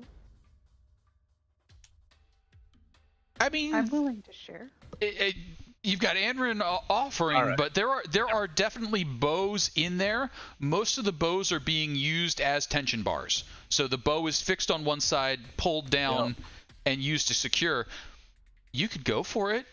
I mean, there's one of those bows, you know, bent down over that hat with a feather. So I know that there's sort of a "can I beat your trap" mentality, right? Mm-hmm. So can I, in Draconic, say I want to beat your trap? Sure. This is probably not wise. I look back at my team and go. What are you gonna You do? must do And I what see you Andrin want. with her bow, and I go, "Yeah, F You it." know what they say. When in Rome. I'll just go back to my group. I want to. Never mind. I thought about it, but Now they seem to take such joy when they are set off. no, I You know. and just set it off and you ask for the hat as a reward. All right, let's. Honestly, For why amusement. didn't we? You We think I could should? have asked them. Yeah, do it. All right, let's do it. What I'm did doing you it. say? What are you gonna, oh, you could do. You're gonna do great. All right. I mean, if you can overcome the trap, great. But if you can't, they all have a good laugh, and maybe you ask for them for the hat. All right. That's what we Okay. do. So the hat is sitting on a little platform. It's surrounded by a circle of rope. Ropes goes up, bent short bow going over there. So it's probably got, what's a short bow got? Probably 75 pounds a pull, something along those lines. So that's what you're looking at. This seems relatively straightforward, you think. this overcoming the trap that you're planning on doing, are you thinking your hand is faster than the trap? Are you going to try and, puzzle out the triggers and work it out? What strategy or skill might you be using to overcome this? Or do you have some sort of trapping, disarming toolkit? Well, I might have done, but it's gone now. But do you have the skill still? I don't. Okay. So What I about do. the lock-picking skill? I have sleight of hand. Is Okay. What I got. And not a great one. I'm going to use my second inspiration. No, I'm not. If I fuck this up, it'll be fine. Oh shoot, yeah, we have inspiration. I don't anymore. I used it. A 13. Oh, I did get guidance. So Okay, give me the guidance. Give the boop. 14. 14. Poor boop. Okay. Kobold trap setting skill.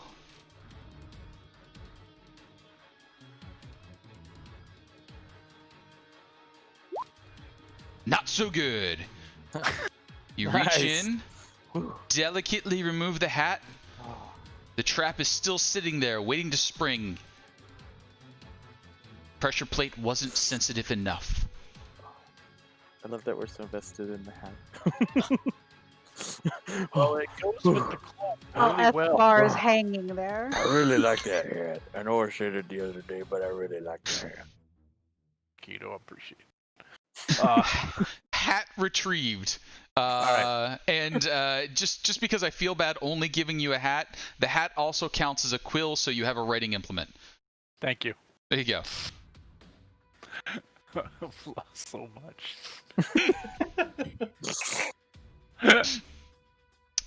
It's funny. All right.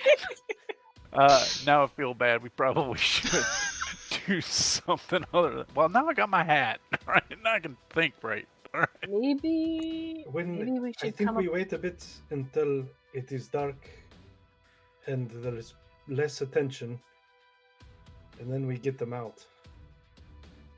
I don't think we're going to do it inconspicuous. No, I think we're gonna have to just charge in and do it this time. I think so. Okay. Make sure we're rested up then. So you haven't really exhausted yourselves today. I think some magic spells have been used. We'll say it's probably going on 6, 7 o'clock. Sun's starting to go down at this point. Are you going to take a long rest? That would put you into, what's that, 2, 3 o'clock in the morning? I don't think we need to. I think we wait until 11 or so, and we go in, and then we move quickly out. But perhaps we need the long rest in case we need to run all night to get away.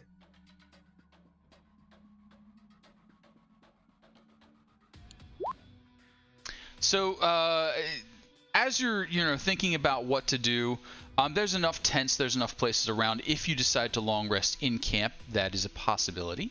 Or you could head back out and then re-enter later. Leosin hangs completely unconscious, just dangling there for about 4 hours before he finally starts to come round, shake himself off, and you hear him whining almost anywhere in the camp about lost time.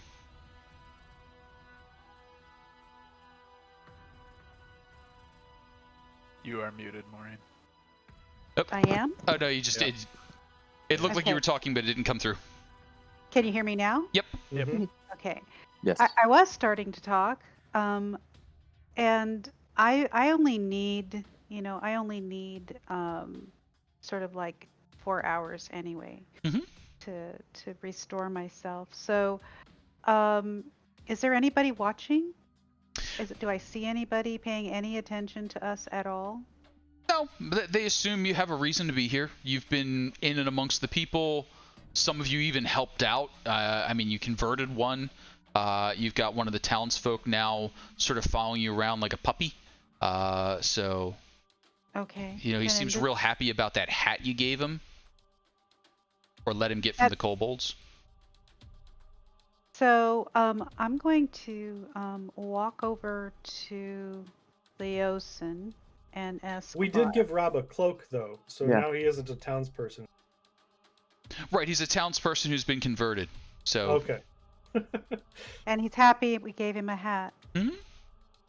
And like occasionally you get a congratulatory, like, yeah, I wouldn't have thought you could convert somebody for a cloak and a hat, but well done. Like, Chiquito gets the thumbs up from the conversion team. All right. Yeah, learn from the best. So yeah, Enrin, nobody's really paying attention. You can head up to Leosin, and what were you saying? Oh, what I was wondering was, I'm very curious because again, I don't know very much about ordinary people. He's a half elf, so I'm going to say, how did you get yourself into this stupid position?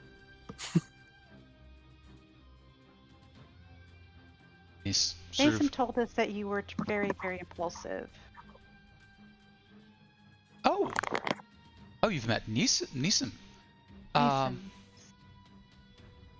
Well, I thought to myself, how could I get into the enemy camp? How could I put myself in a position where the leadership would speak to me? And it dawned on me, get captured. No one suspects a captive. So, here I am. And so here you are, you're hanging, you've been unconscious. But Yes. yet you seem very confident that you're going to be able to get out of these chains before they feed you to the dragon in about, 5 hours? Oh, is it that soon? I lost track of time a bit. That was very unkind of him to have struck me quite that way. I lost, 4 hours of information gathering. Yes, Tragedy. But I'm sure it is tragic. I assure you, I make all of my decisions based on past experiences. I've not died before, and therefore, this plan is almost certainly going to succeed. You realize that there is a flaw in that logic. I don't see a concern. Shouldn't past performance indicate future?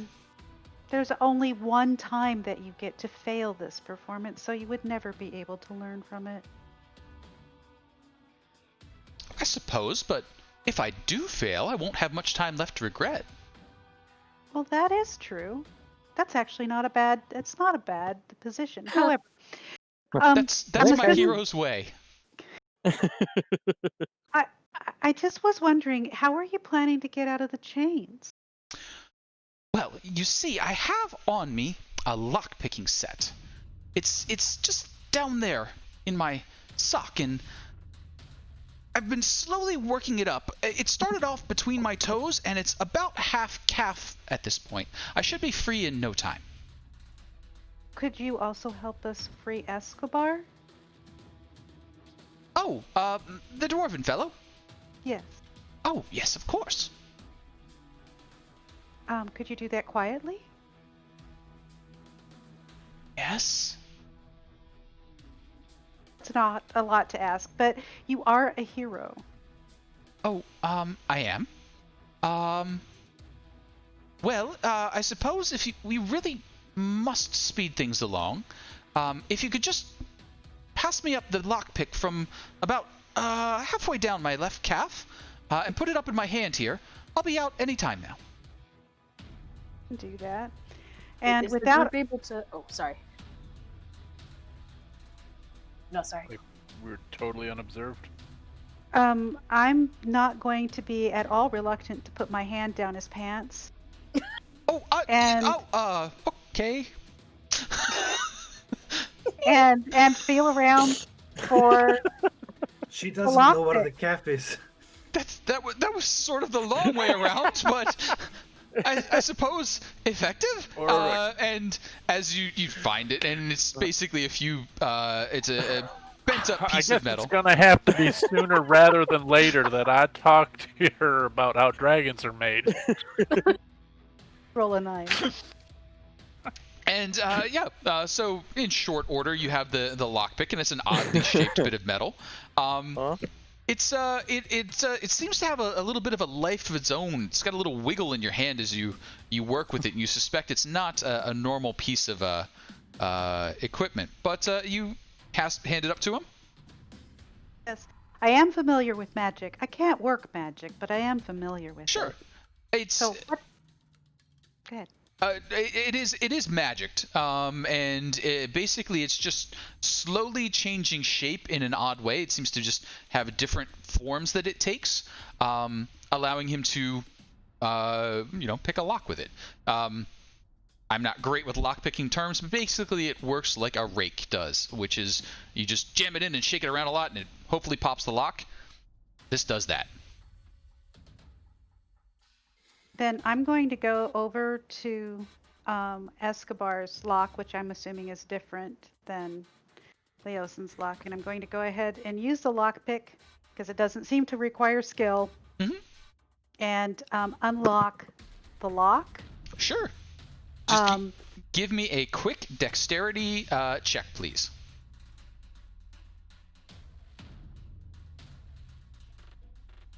This one I am going to use inspiration for. Okie doke. If you want. Never mind, you're fine. So yeah, you basically okay, is this as easy as it? Oh, it really is. And basically, as long as you didn't really force it, you just like, boop, boop, boop, boop, boop, and it pops. And you're like, huh. Handy. Very. It's very tempting to keep this. That would put a damper on my future plans, though. If you could just mine. You this. You have a lot of information right now. Do you feel like you're going to gather a whole lot more by waiting to be sort of like tossed to the dragons? And do you have a plan for that? No, I was rather hoping to gather more information the later half of today, but I spent it napping because someone is rude. He was trying to just stay in character. So I don't think he intended to hit you as hard as he did, which was very restrained of him. So I'm looking at him very curiously. Said, I've never really interacted with elves like you before either. Maybe we should go ahead and just take you with us, and you can take the information that you have, and we can use it for whatever reason we need to use it. I certainly don't want the dragon, the blue dragon, especially not the blue dragon, to get away. Oh, Cyanrath. He's a bit of a beast.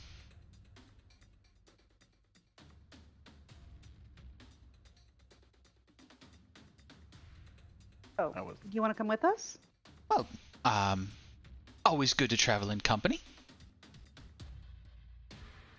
So I don't see anybody paying. Is anybody going to be paying enough attention to us to really notice if we've quietly unlocked and gotten everybody off and just start to walk out, or do we need to? Is that too much? So it's dark enough and ignored enough that at this point you've got Escobar unlocked, and Escobar is rational enough to stay hanging on his chains. So he's now gripping his chains instead of being hung up by them. Rob, when they start to walk... Good. Do I remember correctly that you can create an illusion?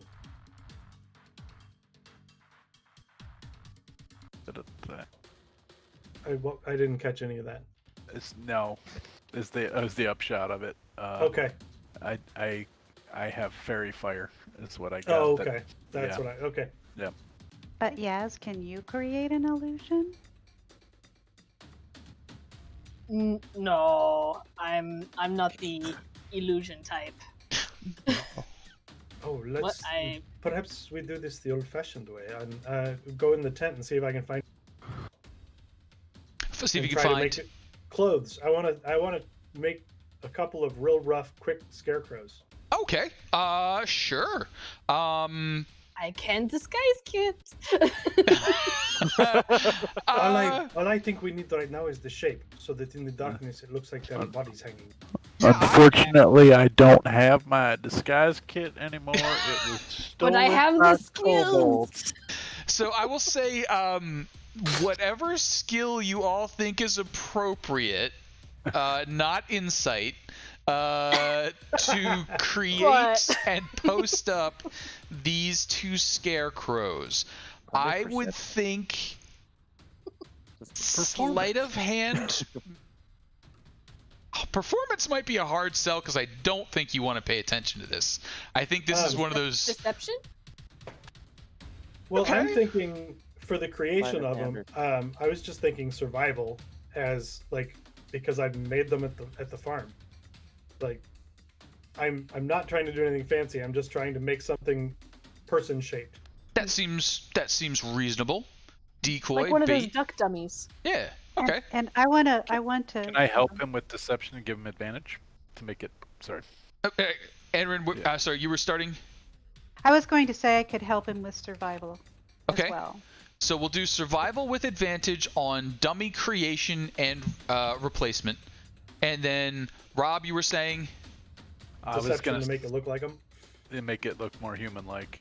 I would aid with my deception skill.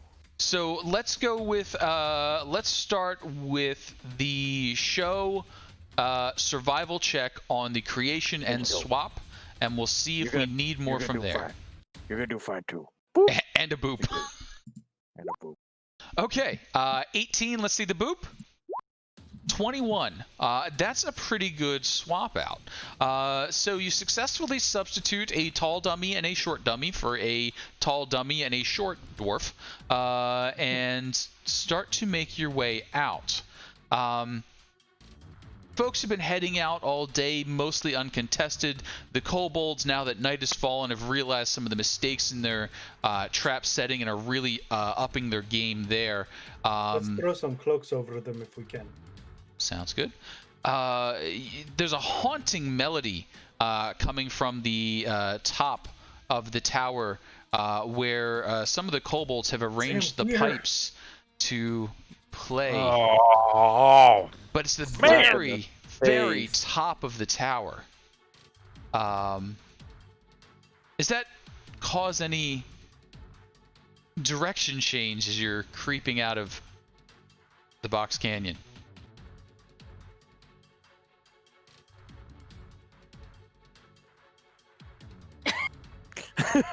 Hardest decision you've made.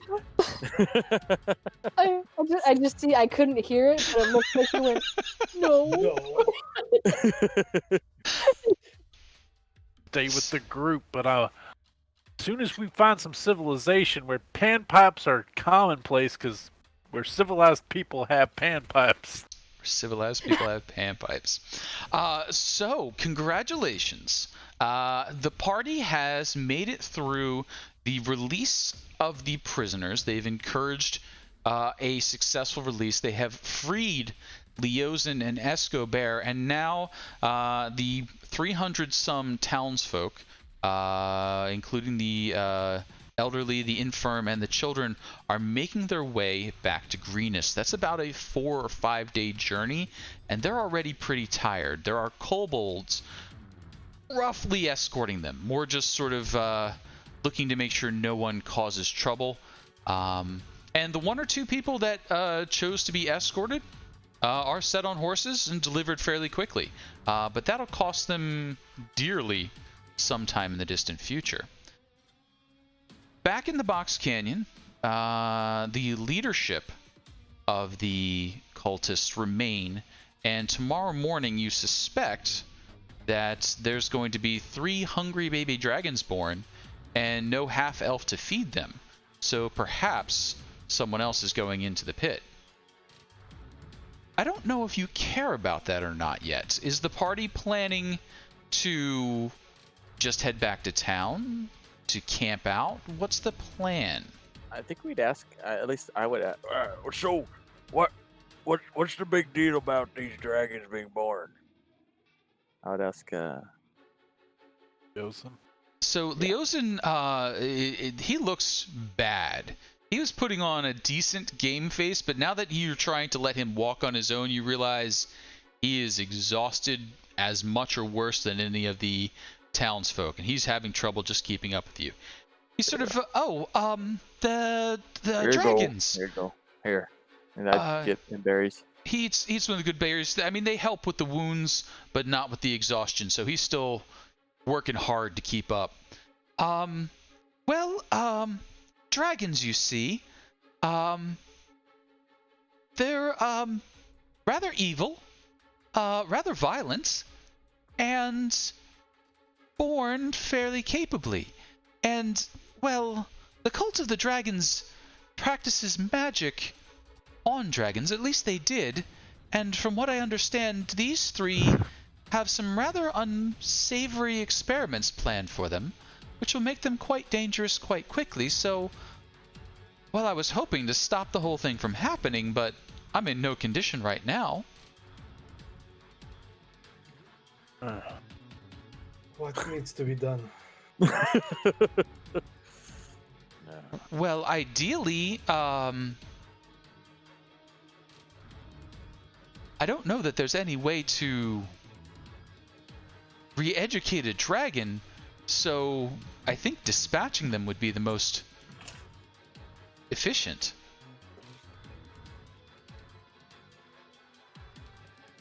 I have my short bow. Now. So you're saying? Maybe I wouldn't know, even though I wouldn't know maybe too much about dragons. You're saying that all dragons are born evil? Well, the chromatic ones, red, green, blue, black, white, Tiamat's colors, they're born of her type. They can't help themselves. They are evil. In the same way, you've never heard of any like good ones, maybe per se, maybe the ones that were like, an outlier. I can't think of one, but it's much like asking if you've ever heard of a good demon or a good devil. They're even if they are good, they're probably up to no good. I see. We do have Escobar. He has wanted to kill a dragon. You did promise. You gotta have goals. How is Escobar looking right now? Because he's been pretty thrashy, even though it's been a while. Like, how's he in exhaustion? He's staggering along as well. He's suffering mechanically several levels of exhaustion, enough to cut him down to half speed. But he's trucking along as best he can. So he's stopping, catching his breath. Run, stop, run, stop. Okay. Yeah, get back there, kill some dragons. Oh, would have been so much easier. They were just right overhead. My goal was to recover the townsfolk, and that has been accomplished. But it seems there is a greater task at hand.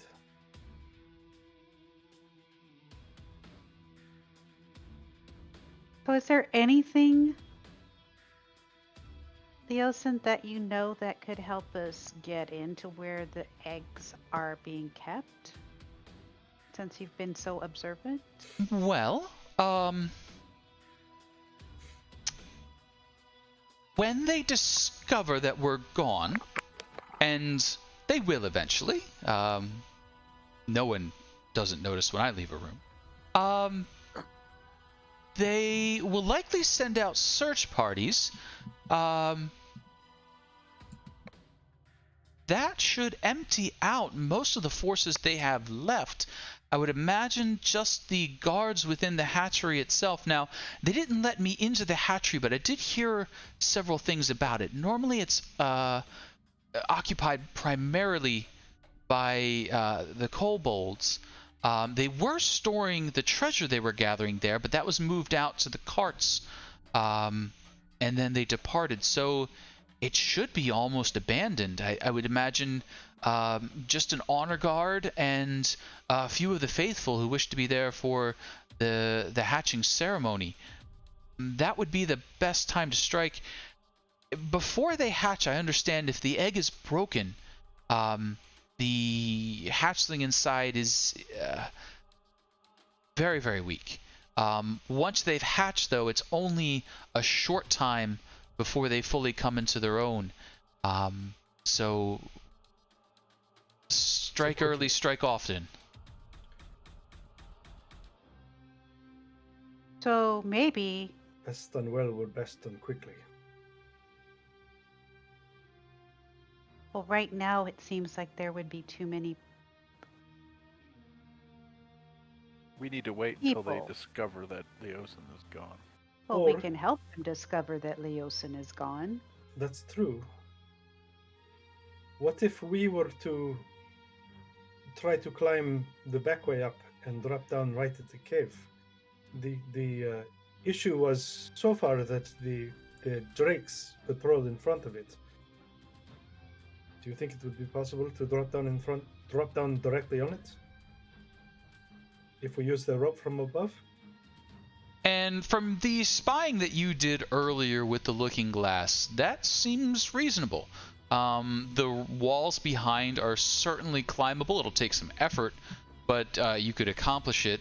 Once you were above, if you had some rope or some gear, you could drop down and come basically right beside or right on top of that opening.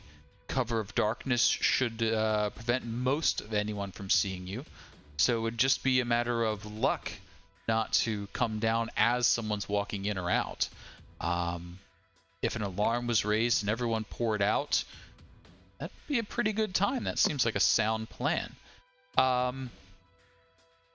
Does anyone have rope or climbing gear on themselves at this point? I have rope. Okay. I have rope also. Okay. I have rope. Sounds I have good. an explorer's pack, so that would have climbing. You got it. So you've got some. The explorer's pack does not have climbing gear. It doesn't have I- the climbs? No. Nope, Dungeoneers No, does. it's the Dungeoneers. Thank you. I do have that, so I have the pythons and the hammer. Sounds good. Okay. So I think I've heard that we've got at least 150 feet of rope. We've got some pythons and some hammers. So you could definitely set up a decently safe way down and a reasonably quick way back up. And I think that's where we'll start to draw it to a close this evening. Give you all the week to talk amongst yourselves and come up with any other ideas and concepts. And next week, perhaps, the assault on the hatchery itself, or maybe the adventurers will come to their senses, realize this is all foolish. You're just being a bunch of Leosins, and you should go home, mind your own business, and have a beer. But I don't think that's going to happen, so we'll probably be heading into the hatchery. So Oh thanks. no, are we like Leos? Wait, what? The true twist. No, I've become the thing I've grown to hate. If anyone's curious, I'm carrying 5 pounds. You're carrying pounds of equipment. 5 pounds. I was looking at my stuff, and none of it would be remotely helpful to you. It's all right. It's Give more you- fun Oh, that I'm going to be was wandering actually- around I like gave you my pulling short this bow. cloak. It wa- You didn't get your leather armor back, right? No. Yaz has natural armor, but adventuring gear comes with leather armor, so I can give you my leather armor because I have no use for it. we might need to jury rig it a little bit if it. Yeah, there might be some finagling, but some yeah. adjustments. It's just gonna leave your ass wide open because Yeah. there's a tail that comes out there. It shouldn't be Yeah. a problem. And right? there might be some chafing too. Yeah. Yeah. Just the chaps. You're wearing Awkward. chaps. Yeah. That would go. Rob Oakes and his assless chaps. All chaps are Performance. assless. Still got my small Yes, but it's more clothes on. fun to say assless chaps. You gotta really be specific with them. So I think on that note, we'll say goodbye to Twitch. Thanks, everybody. I'm looking forward to the fan art of Rob with the. Yes. I can do without, but still, I'm on it. All right. thank you, everybody. Thank you.